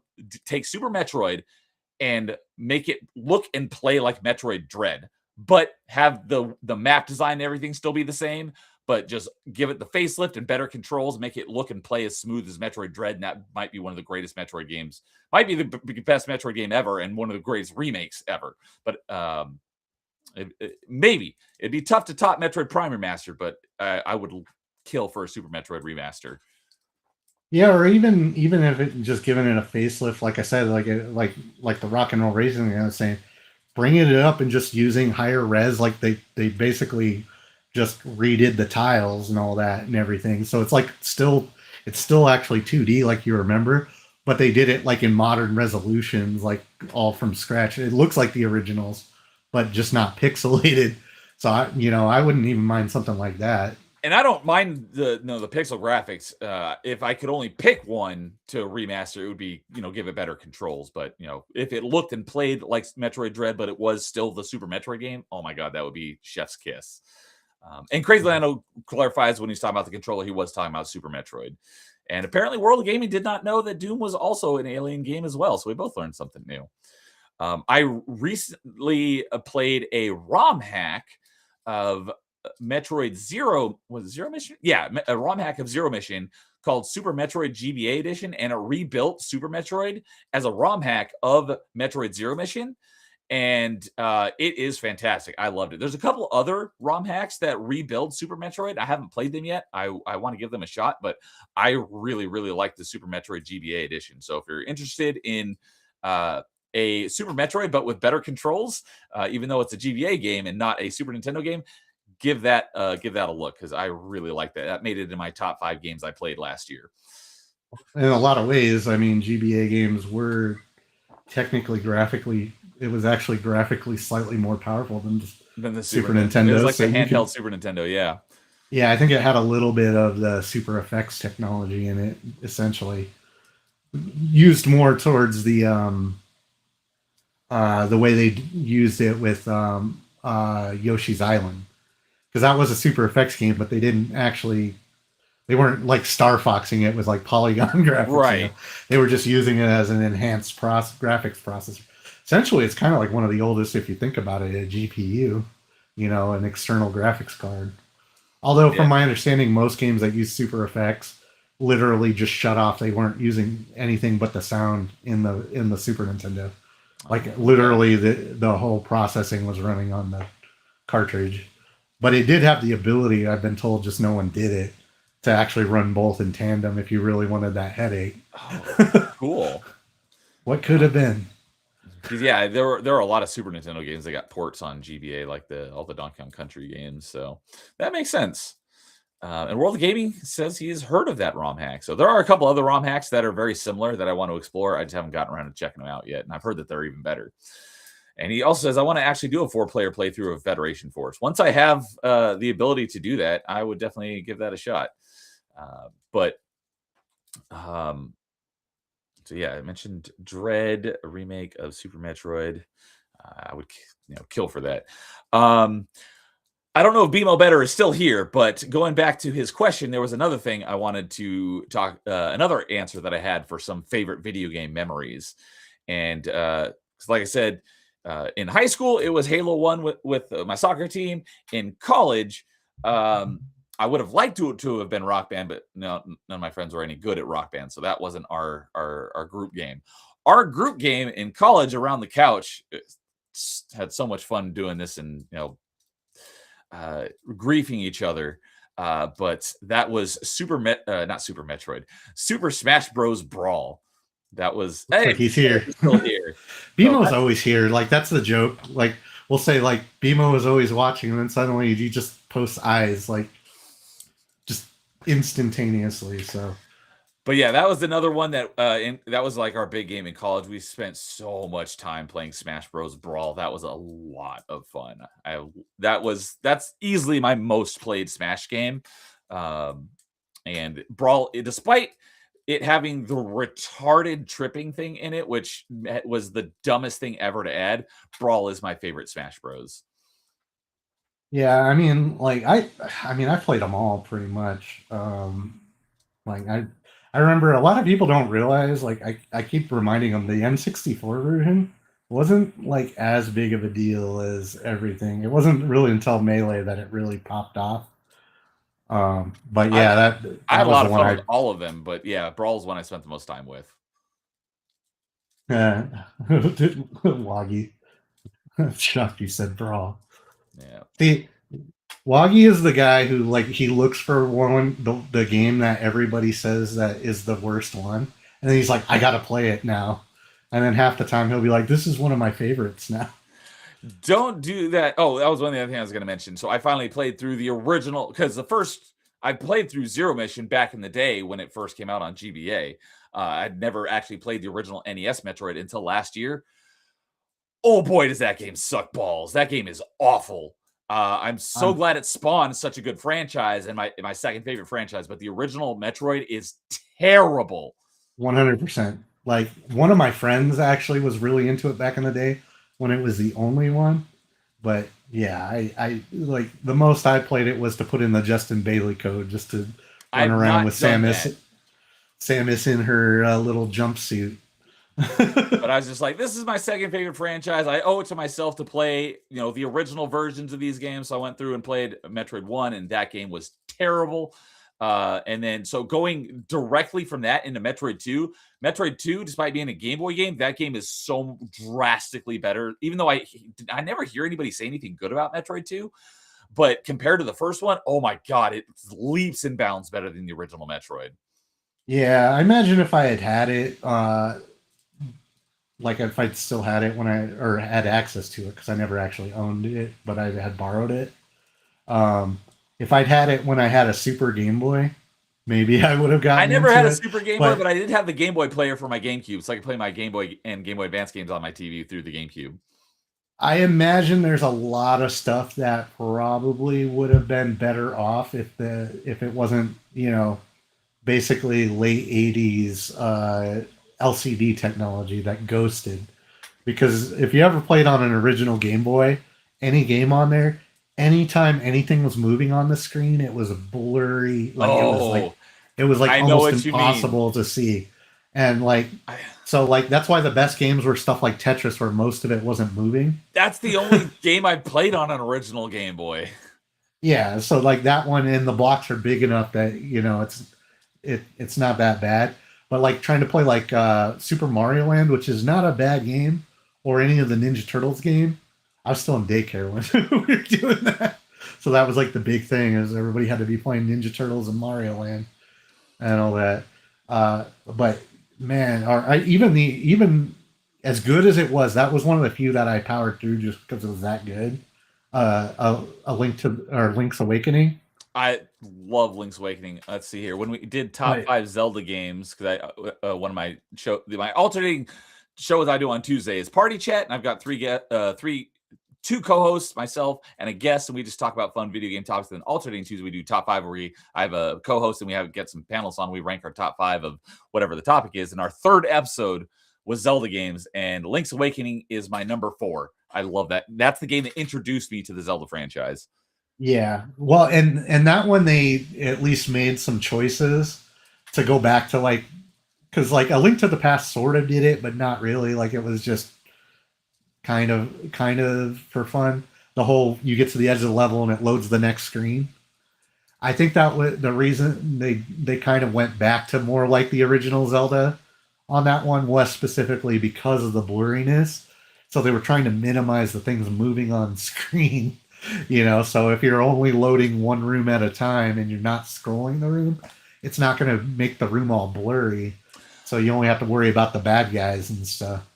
To be fair, I played the DX version when I got because I got a Game Boy Color for my birthday one year, and I got Link's Awakening DX. So I didn't play the original one on a Game Boy, but I have played both the original and the DX version, not on an original Game Boy. Yeah, I miss both the Game Boy Color and that one. Did they fix it? Because I remember one of the things that was really big deal about the GBA when it came out, at least for me, was it did not ghost the way the old Game Boy did. No, Game Boy Color didn't either. Right, it was just an original Game Boy thing. Yeah, and since it could play original Game Boy games, I remember playing those games on there. Had no issues. So one thing that still irks me is the Game Boy Advance was backwards compatible, so you could play your Game Boy and Game Boy Color games on the Game Boy Advance, and the DS is backwards compatible, so you can play your GBA games on the DS, but you cannot play Game Boy and Game Boy Color games on the DS, even though it's backwards compatible with the GBA. The GBA was backwards compatible. You cannot play Game Boy and Game Boy Color games on the DS. That always annoyed the crap out of me. Okay, so if you get one, you remember the GameCube actually had a GBA player. That's what I mentioned earlier. That's how I had the Game Boy Advance player for my GameCube, so I could play it on the TV. That was amazing. Nice. I never actually got to do that, but I wonder if you could Frankenstein something into your DS. You're like, this is a DS cartridge that is a Super Game Boy. The reason why you couldn't on the because on the DS, you've got this is your slot for your, and I've got Metroid Prime Hunters right there in it. But Nice. your DS game slot is there, but on the bottom there's a little cover for it, but you take this cover out, and that is the slot where you put your Game Boy Advance games. But there's like a little notch here that does not allow the Game Boy Advance and Game Boy Color cartridges to fit in, but Game Boy Advance games do.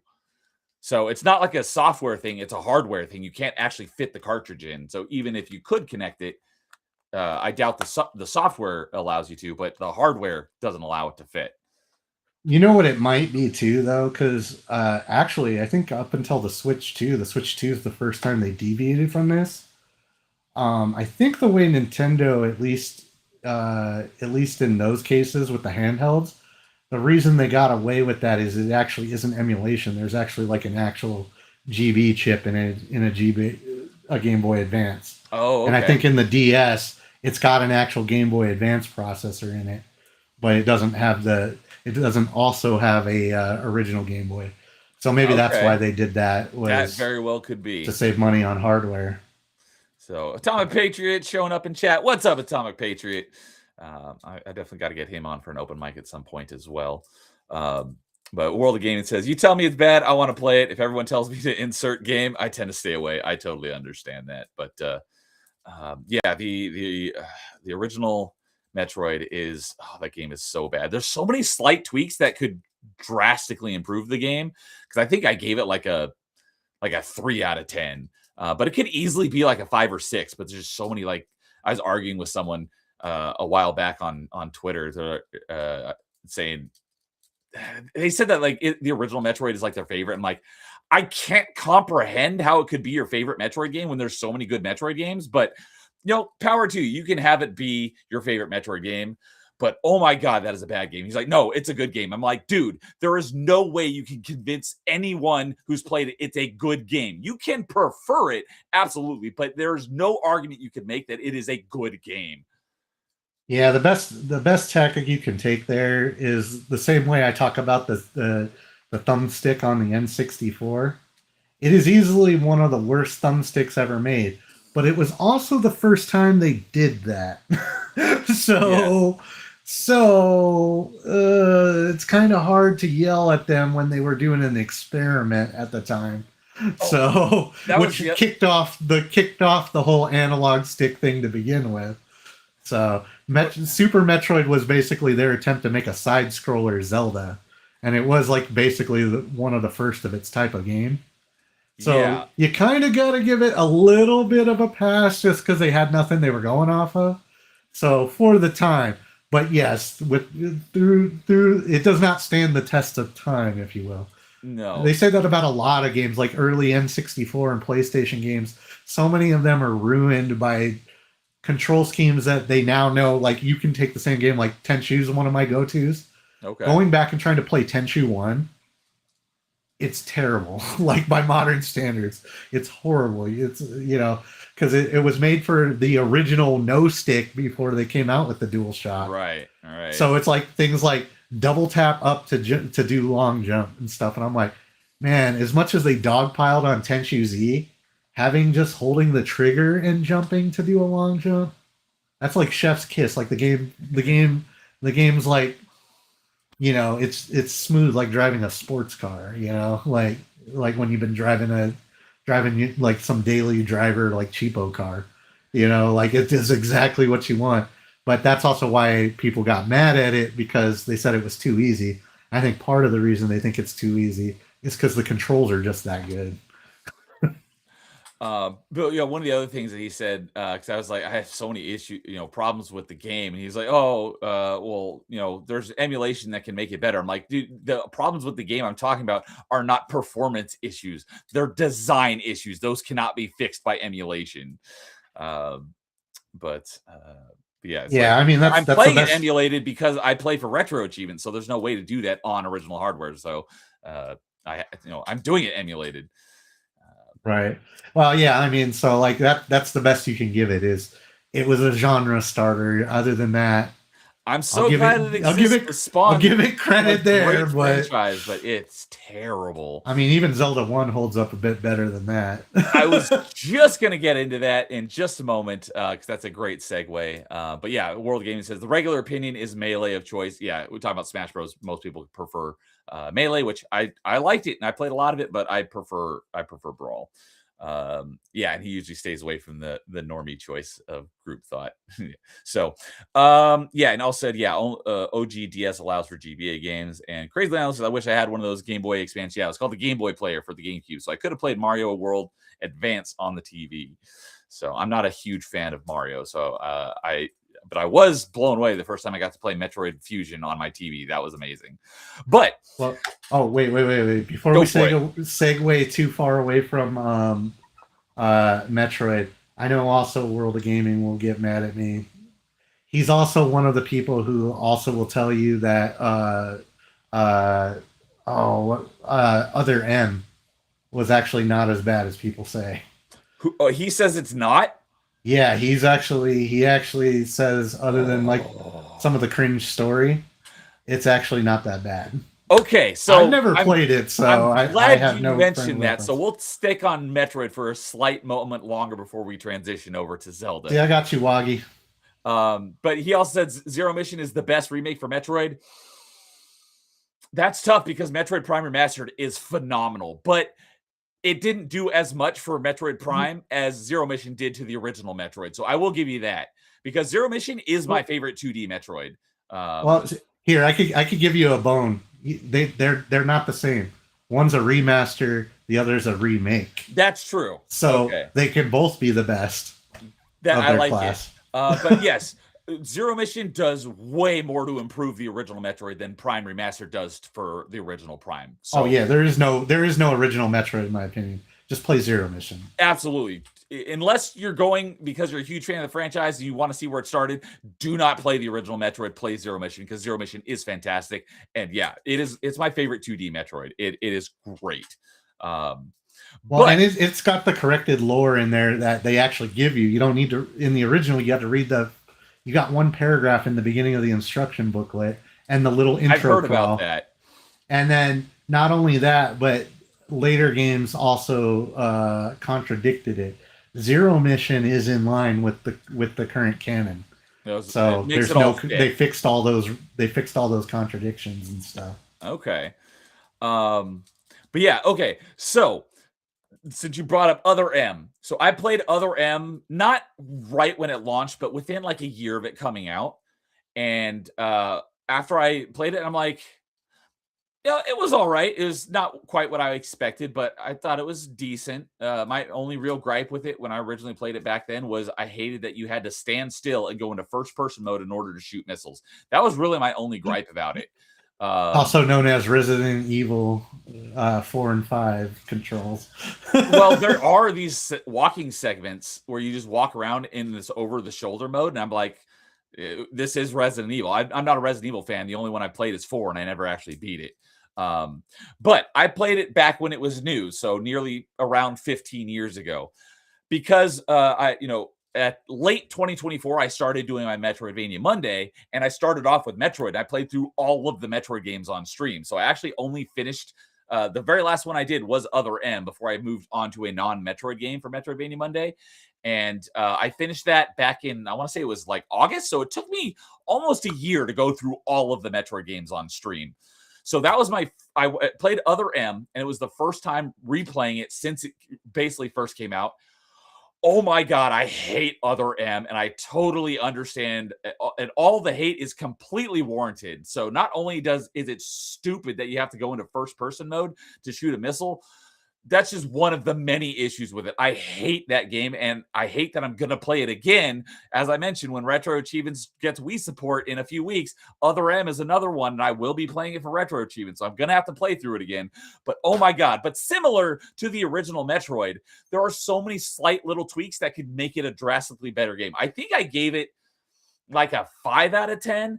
I do know that there is a ROM hack version called like Maximum Velocity Edition or something like that addresses a bunch of these. I have not played that, so I probably need to give that a shot at some point, and maybe it's a drastically better version. But the release version of Other M, I hate that game. And you could watch me stream it and see my frustration and me like pause in the middle of game and just rant and scream at how bad and poorly designed that game is. And it hurts me because it was developed by Team Ninja, which is one of my favorite. I love Ninja Gaiden. Ninja Gaiden Black is in my top 5 games of all time, and I love Ninja Gaiden 2. Ninja Gaiden 3, we don't talk about. That game is garbage. Ninja Gaiden 4 just came out, not developed necessarily by Team Ninja, but Ninja Gaiden 4 was a really good game too. Also, oh no, that's Platinum Games. Never mind. Platinum is similar to Ninja Gaiden. Or I was about to say Metal Gear Rising Revengeance, but that was Platinum. But Platinum did most of the development on. I knew it. I knew the chat was good. I knew as soon as the log got around to it. But Platinum did most of the development on Ninja Gaiden 4. So it's a good game. It's a bit disappointing as a Ninja Gaiden game, but Ninja Gaiden 4 is a great game.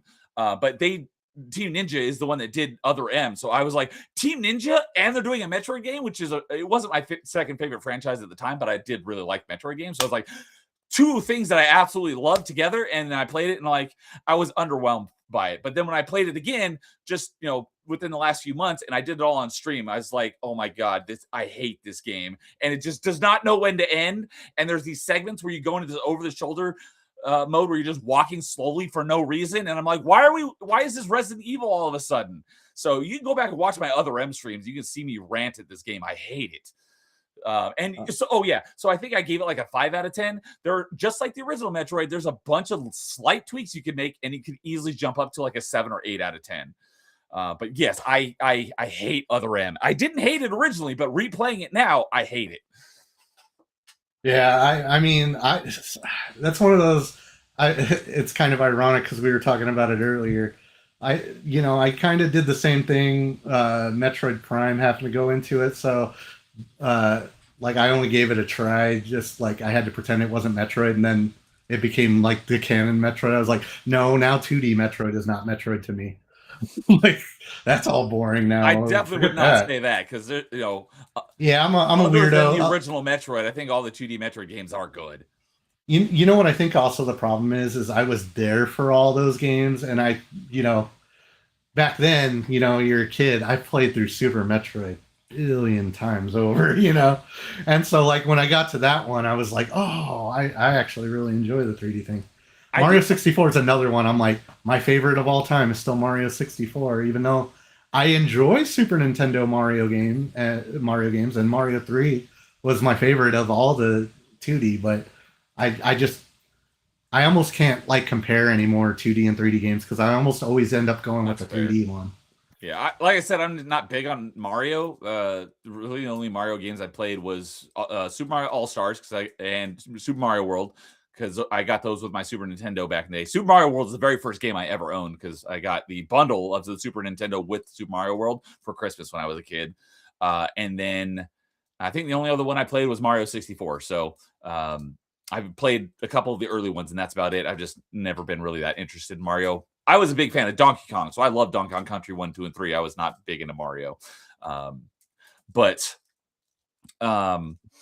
Well, you got the chat enraged too, I think. Loggy's all going on. Well, was there anything else I was going to say about that? I don't remember, but yeah, there was a bunch of chat popping off. So BMO says that was a very dumb mechanic. I think he's referring to the first-person missile shooting in Other M. There's so many mechanics in that game that are just freaking stupid. But Crazy Leon says, RE4 is so good. I played the OG last year and loved it. I had it on GameCube, and the controls in that game are also awful, and I hated it. It wasn't until it came out on Wii where I traded in my GameCube version for the Wii version, and that version is so much better because you can actually aim, and I made it almost through the whole game.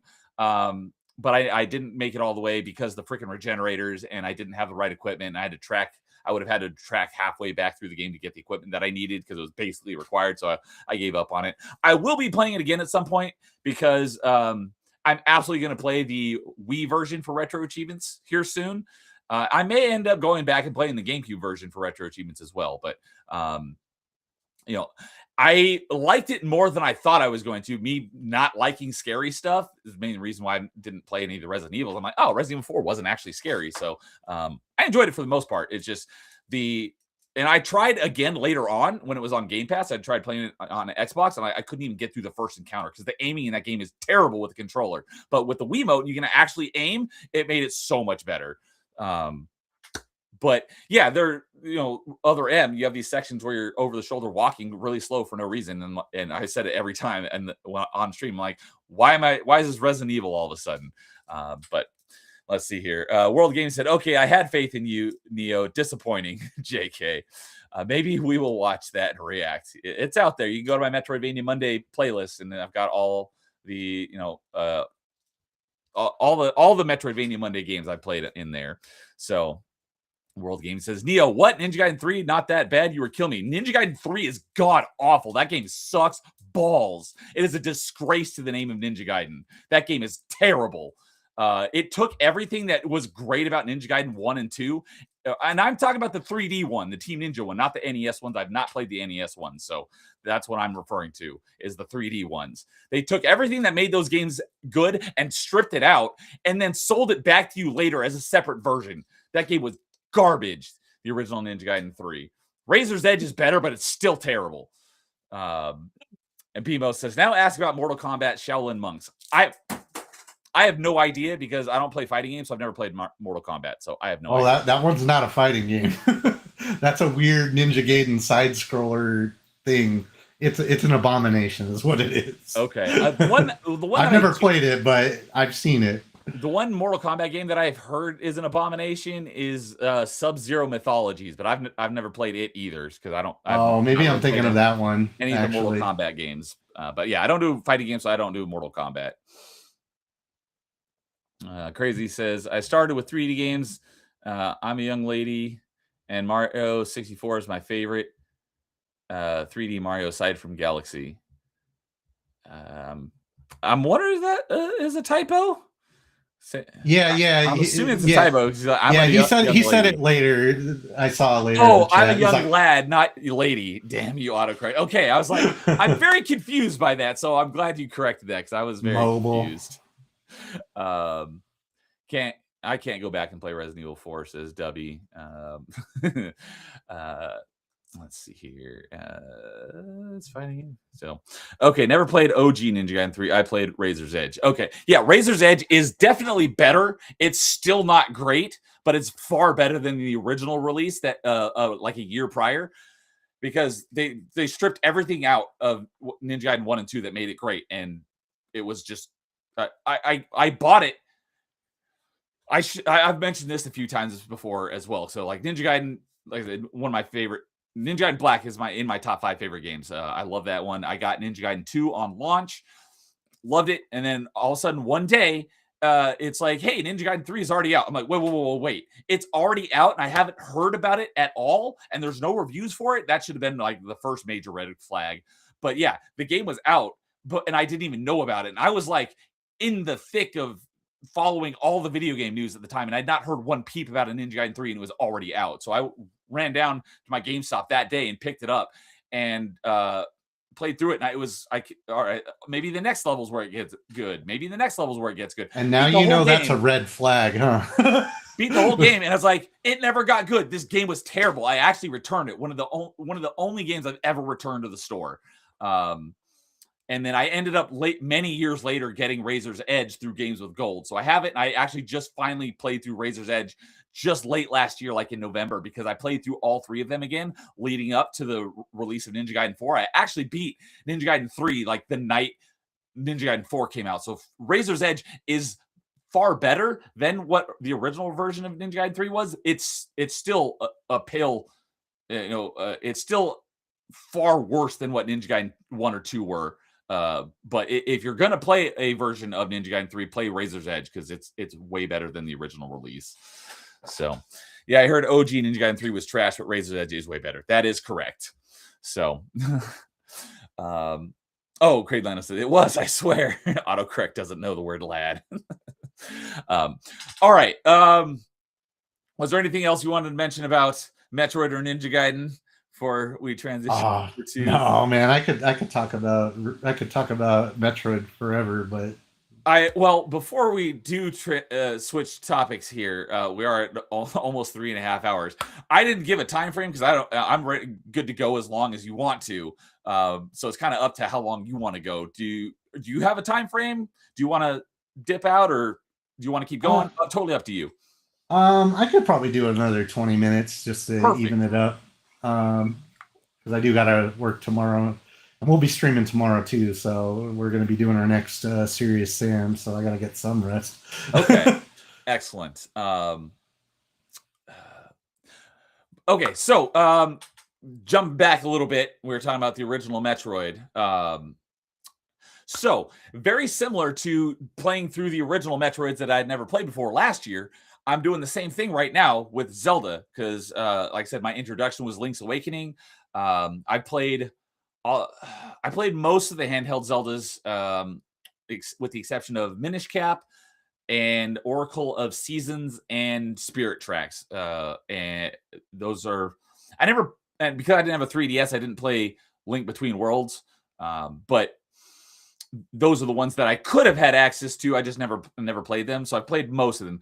The console ones, I played basically everything from A Link to the Past through Skyward Sword. So I haven't played Breath of the Wild or Tears of the Kingdom because they've completely changed what the game is, and I'm not really interested in playing it, even though they're the biggest selling Zelda games ever. All of my big Zelda fan friends, they're all like, we don't really like them, so I'm not really that enticed to play them. But I played most of the Zelda games. But I was like, you know what? It all started with a challenge that me and a couple of my YouTube friends were doing last year, where it was just three of us, and there's a whole scoring system, and if you do multiple games in a franchise in the correct order, you'll get bonus points, and you'll also get bonus points if you play like the original version over a remake or a remaster. So I didn't get to it last year, but I was like, you know what? I'm going to do it for Zelda franchise because I haven't played Zelda games in forever. So I want to play a lot of the older Zelda games since I haven't played in forever. The original ones on NES I'd never played before. So I'm actually doing that right now. I was actually just playing it earlier today. I'm playing through the original Zelda for the first time ever. And it has some similar aspects that I hated about the original Metroid as well. But the original Zelda, oh my God, it is light years better than the original Metroid. My number one issue with the original Metroid is also probably my number one issue with the original Zelda, and I don't understand why this was, they designed it this way, but by far the number one tweak that would make the original Metroid a far better game is your freaking health. Because no matter what, when you die or restart the game, you always have 30 health. Even though your energy tank can hold 100, and you can hold up to like 6 tanks. So you essentially have like 600 health. But every time you die or restart the game, you always start at 30. So once you have all these energy tanks, the only way to refill your health is to just hope enemies randomly drop health. And usually it's 5 points at a time. But if you take damage, you're back to where you started. So that is my number one complaint about original Metroid. It's like, why don't you just start with full health? And that would make it a drastically better game. Zelda has the same issue. No matter how many hearts you have, you always start with 3. Fortunately, it's a lot easier to get full health in Zelda than it is in Metroid.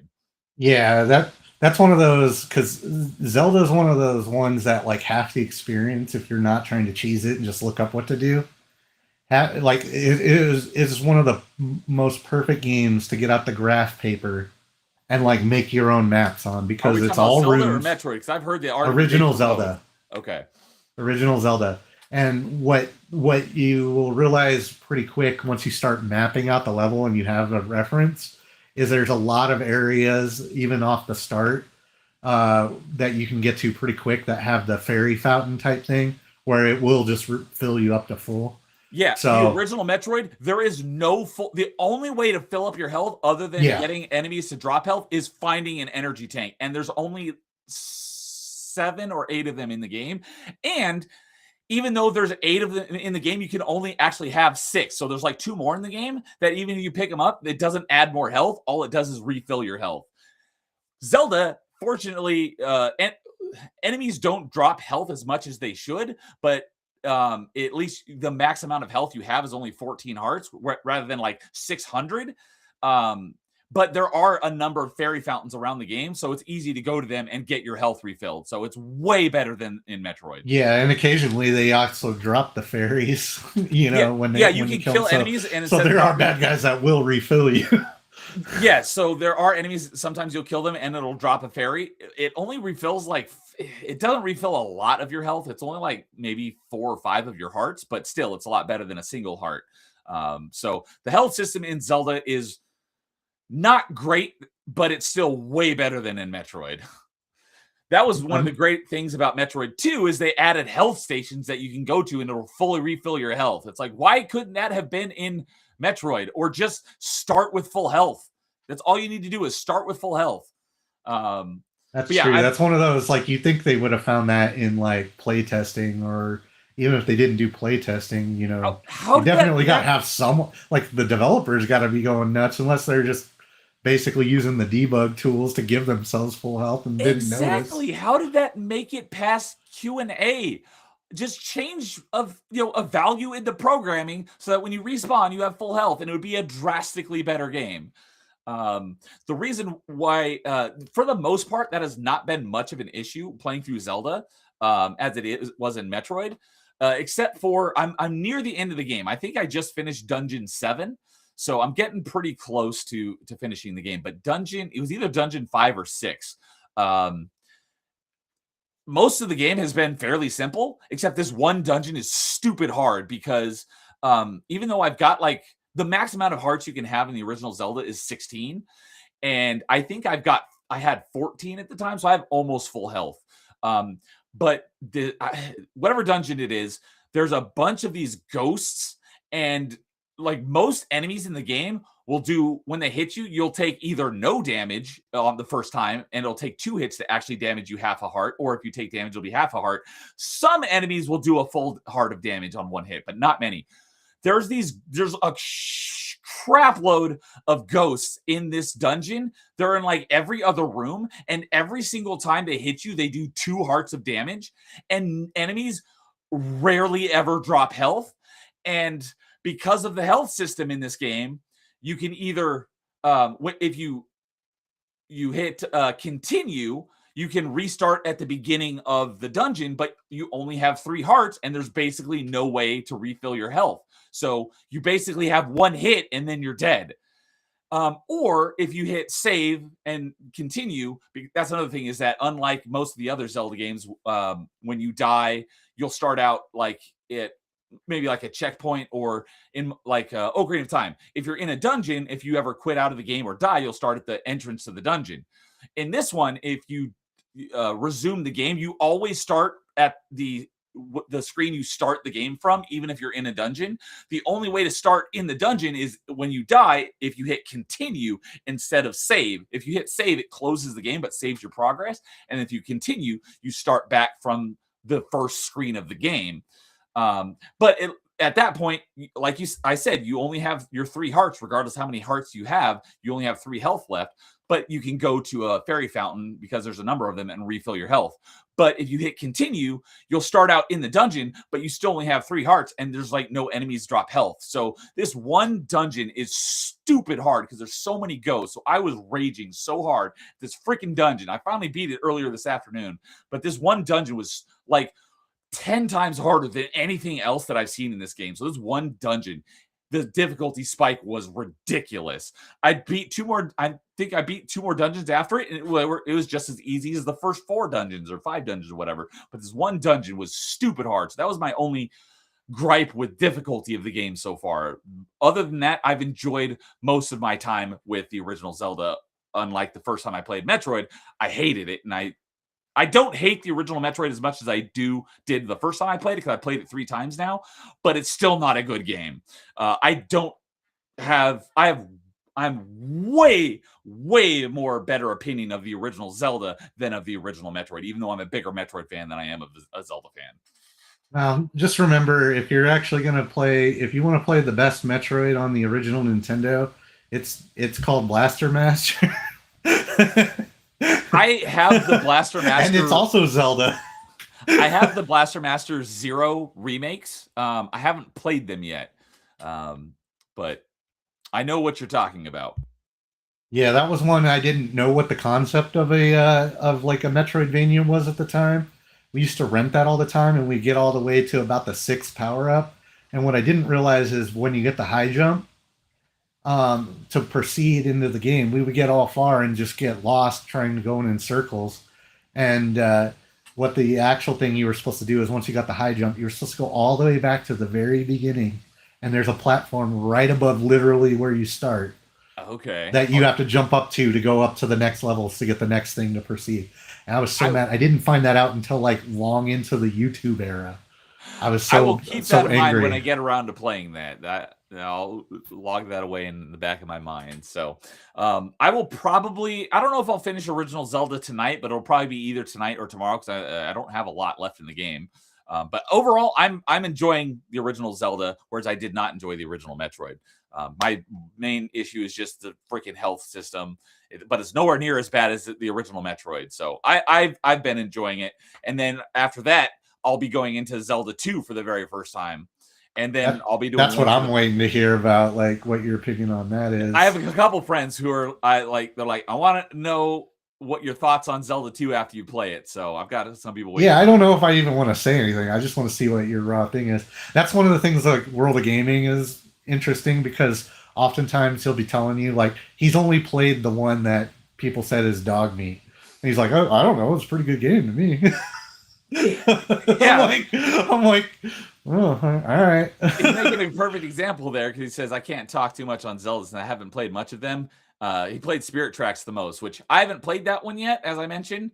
But of the like handheld Zeldas, I've heard that that's the common consensus is that's the worst one. So that tracks.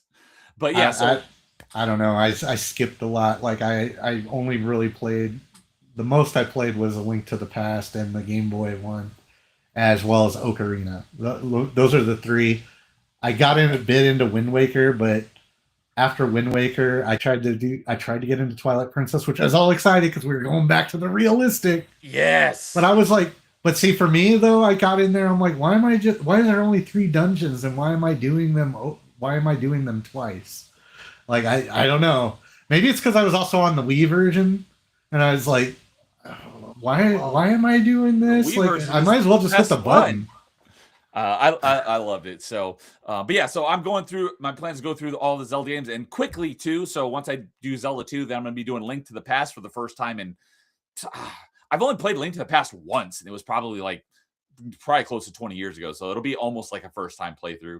And then Ocarina of Time, which I haven't played in a long time, but I've beaten that game many, many times. Then Majora's Mask, then Wind Waker, and then Twilight Princess, because, like I said, the Wii is getting retro achievements soon. I mean, Twilight Princess already has retro achievements for the GameCube version, but I'm trying to get through all of them. So when the Wii gets retro achievement support in a few weeks, I'll be ready to play Twilight Princess because that's my second favorite Zelda. It's neck and neck with Ocarina of Time.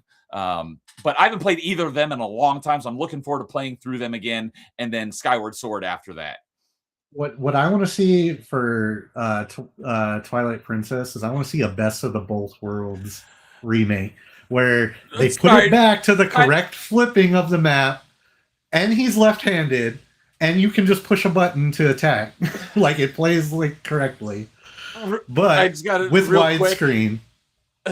Because World of Gaming had a great one. He says, "But that tracks." I didn't even mean that but he's talking about Spirit Tracks, and I said that tracks with his take on it. So that was freaking great. I did not even mean that. Oh, that look, by the way, Waggy, that was when I read it. That was me going, like, okay. But yeah, so I didn't actually know this until a couple of years ago when I met my buddy, dude I mentioned earlier, 1286, because the only version of Twilight Princess I played was the Wii version, because that's the reason I got a Wii on release, was to play Twilight Princess. The Wii version actually came out first, and the GameCube version came out like a week later. And the GameCube version is actually the whole world. Instead of just flipping Link, they just flip the entire world, because in the Wii version, Link is right-handed, but Link is canonically left-handed. But because they use the motion controls, they switched him to right-handed. But in the GameCube version, he is naturally, the correct way where he's left-handed. But yeah, they're both the same game. It's just the whole game world is mirrored. So Yeah, my understanding is it's just that the development took a while, longer than they thought, and since it came up on the Wii, they were basically like, well, the Wii is only moderately more powerful than the GameCube. Why don't we just go ahead and make this a dual release, and then we have a new launch title?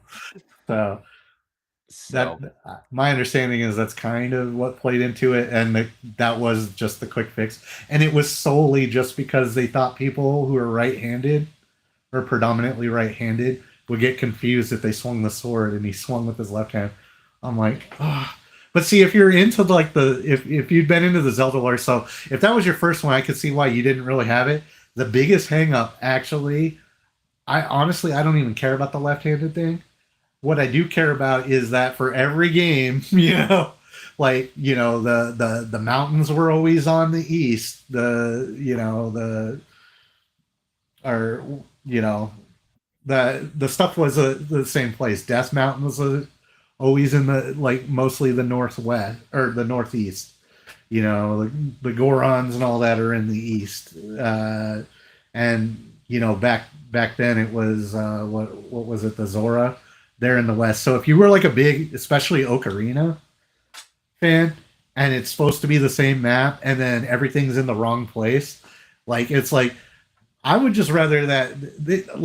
I kind of wish they would have just given you the option, maybe I could just say I'm left-handed, and they'd be happy with that, and then. Yeah, so I understand them switching it for the Wii version. They didn't need to though, because it wasn't like what you expected it to be.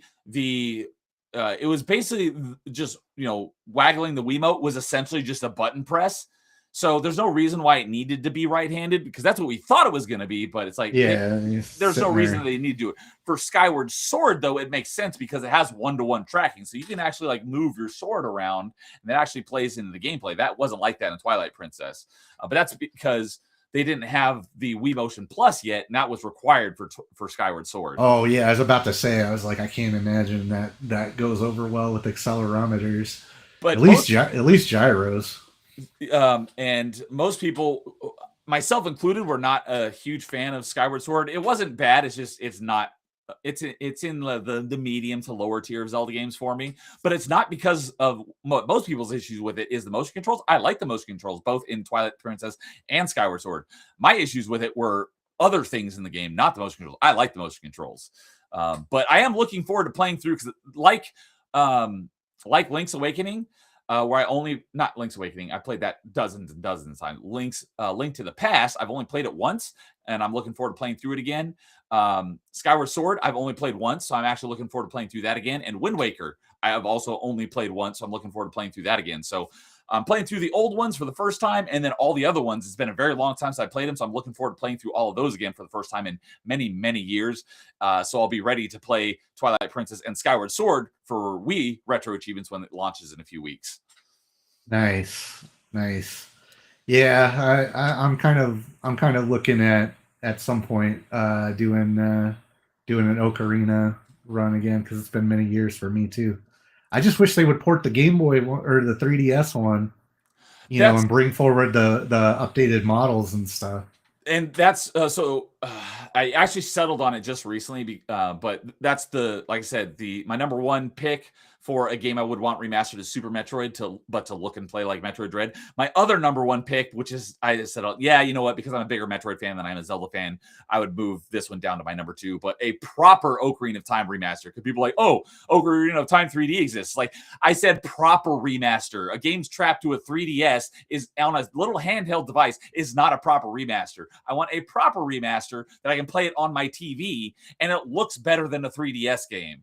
So there's it's not the full game, but there's someone out there who's been rebuilding sections of the game in Unreal Engine 5, and oh my god, it looks amazing. So we get the whole game to look like that, but it's not a remake, it's just a remaster, just with everything not looks the same, but everything plays the same, but with modern, better graphics. Don't change the writing, don't change the story, don't change like the mechanics of how the game plays. Just update the graphics.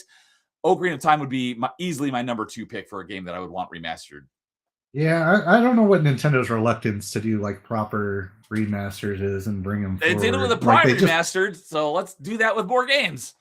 Yeah, well, I suspect that was because you remember that came out about a year or so after Retro Studios started like actually got a hold of Metroid Prime. Because I forget what the other company that was doing it. Bandai Namco was working on it. Yeah, so when they got it back, I don't know for sure, but I suspect that the remaster was them getting some free low hanging fruit on tooling the engine up for Prime 4. That could be.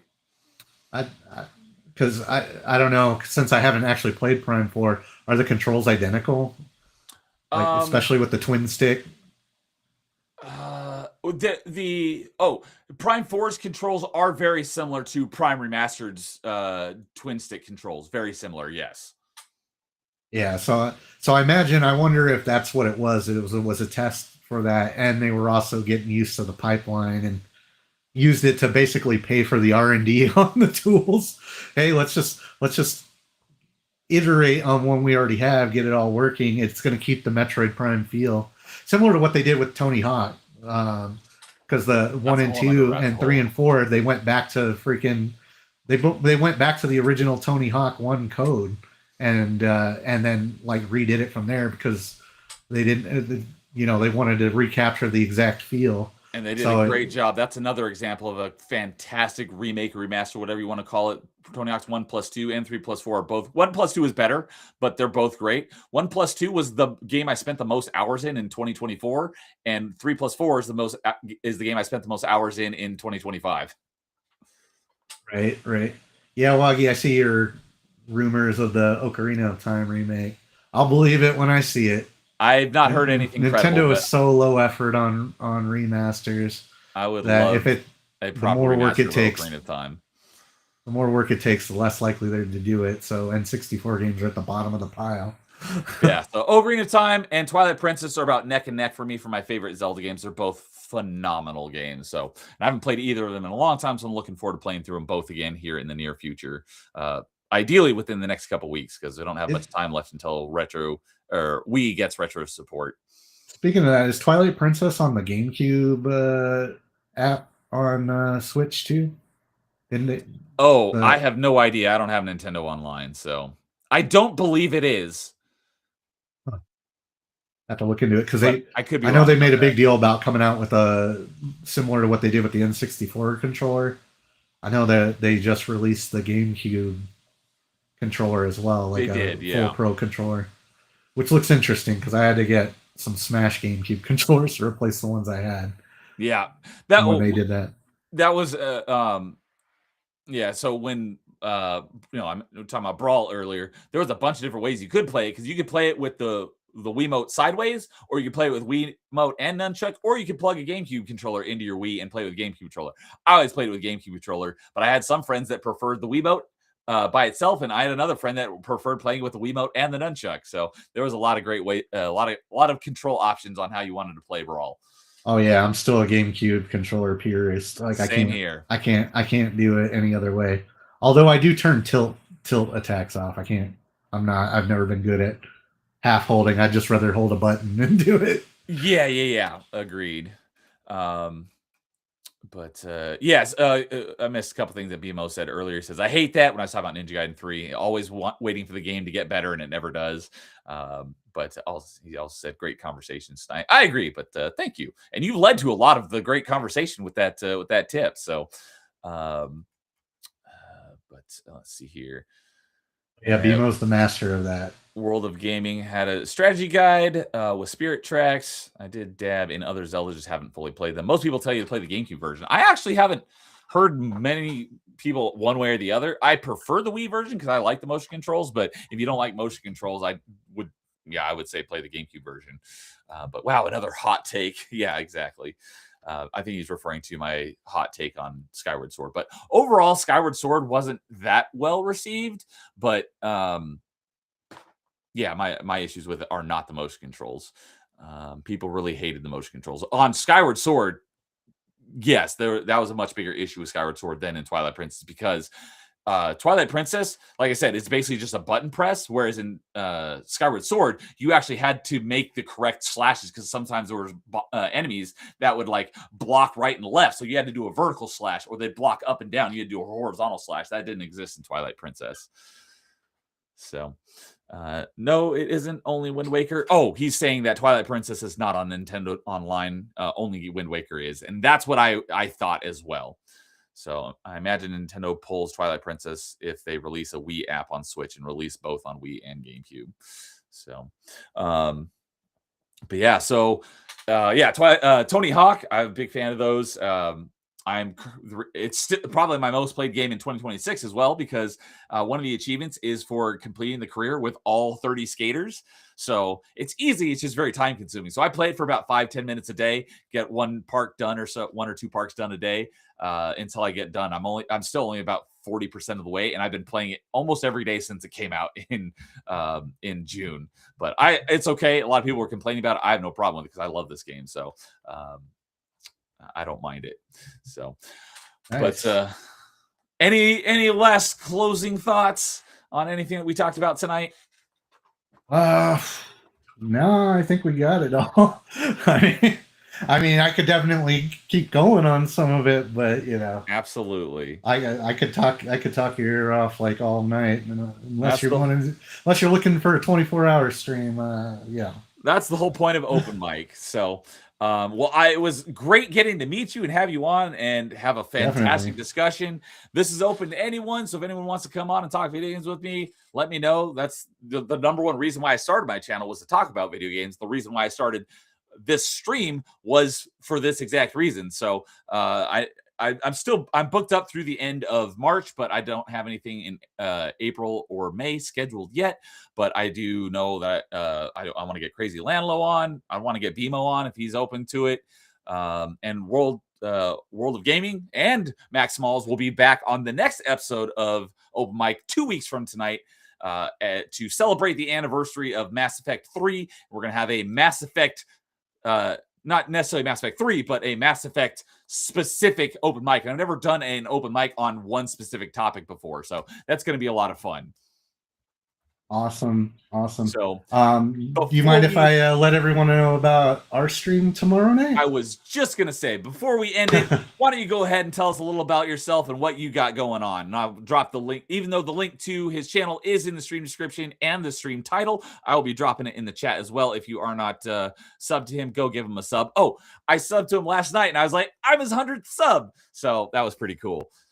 So you've been great to chat with, and here is the link to Max's channel. But go ahead and tell us what you do over on your side of things. Awesome. Well, yeah, I mean, our little group, we've been just trying to focus on positivity in games, and like, we want to play games we like to talk about, and we don't want to sit there and be a complain channel. Exactly. Most of all of my stream, occasionally we'll touch on like a couple of negative things, like what we didn't like about a game. But that's the thing. One of the things I want to do with my channel is just talk about, the games and why we love them. So I'm right there on board with you. Yep. And we've been recently, what we're doing tomorrow night, it's been a series that's been going really well for us. It's me, World of Gaming, and Weebs and Kaboom, specifically Weebs from that. We've been doing a lot of boomer shooters with 4-way or 3-way split screen. And we got a setup down in the lower left, doing a bunch of virtual couch type games. And what have you been playing?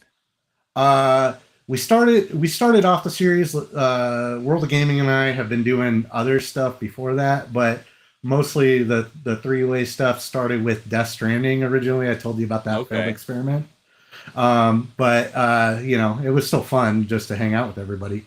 But mostly everything's kicked up when we decided to do Duke 3D on the 30th anniversary. Okay. These guys had never actually played it. Again, that's another one I gotta bring up. World of Gaming. He's always the weirdo and plays the weird ones first. He played Duke Nukem Forever before he played any of the others. The only He Duke was- Nukem I've played, and it was actually just recently, but I wouldn't say I properly played it. Was it was like a 30th anniversary of, I think it was Duke Nukem 3D. I'll pull it up here in just a second, but yeah, it's the only Duke Nukem I've played. Um, Duke Nukem 3D 20th Anniversary Edition World Tour. Yep, that's it. That's the one. That one's special too because it came out and there was another episode added to it specifically for that one by the original level designer that made most of the levels of the original campaigns. And it's all about seeing what he could do on modern hardware. Like the textures are upgraded. He does some like mind bending stuff on some of the levels where it's like he's just using the internal depth of the knowledge. You're like, wait, I just ran around this pillar and the other side's not the same as the one that. Wait, what? There's like 3 different areas as I run around this pillar. This doesn't make any sense. So definitely give that one a shout out. And then more recently, we've only done one so far, but we started doing the Serious Sam collection. So that's what we'll be continuing tomorrow night. The only Serious Sam I've played, I panic played it before it left Game Pass a couple years ago. I want to say it was Serious Sam 4, and I was not a fan of it. But I've heard that most people don't really care for Serious. Yeah, it was Serious Sam 4. I've heard that that's not really the best place to start in Serious Sam games. Yeah, I mean the best one that I've played was the second one actually, although I did play the first one originally too. But they're still great co-op games. And actually, yeah, if you don't got nothing going on tomorrow night, if you want to do some co-op shooting, it's 8-player split screen, so it's going to be the 3 of us. We might have a guest of Bossy Big Mike. Some of these guys will know who that is too. So there's 8 players. Just saying. I don't have it, and Friday, Saturday, Sundays, I'm always busy with stuff, which is why I don't stream. But that would be fun. All right. Well, that'll be. I believe that's going to start because we usually start late. I think that's going to start midnight Eastern time, which would be 9 Pacific. 9 Pacific. Yep. So look for us then. Hopefully, we're not going to interrupt things like the.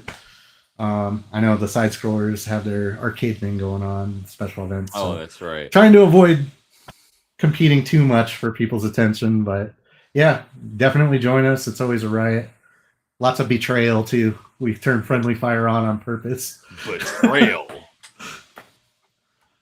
Definitely, if you want a super chat, we'll do a betrayal for you. Like, otherwise, we'll just do it anyway. But well, I might hop in on the chat here for a little bit. We'll see. But awesome, definitely. But yeah, it was, man, I had so much fun having you on and chatting with you. And yeah, definitely welcome to come back on again in the future if you want to talk about some more stuff. But looking forward to having you and World of Gaming on in 2 weeks to talk all things Mass Effect. That's going to be a lot of fun. Oh, yeah, definitely. Looking forward to it for sure. I was saving it. I know we wanted to save it because we all have some pretty relatively hot takes. So I'm hoping, hey, if you do get more people, I'm hoping to find someone to represent Mass Effect 2 as the best camp. Oh, because we got to have it. And I might be able to find someone who brought up he's a Mass Effect 1's the best guy. Okay. So, yeah, I know people that. I've never met anyone who says Andromeda's their favorite, but I do know people that 1 is their favorite. Most people 2 is a favorite. 3 is my favorite. But yeah, so that's gonna be a lot of fun. Awesome. Well, thanks for having me. Yeah, it was great having you on. I love chatting with you. And yeah, anyone ever wants to come on, let me know, or I'm gonna reach out to some of you guys in the future, see if you want to come on. Best place is either on Discord or on Twitter. NerdyNeo, easy to find.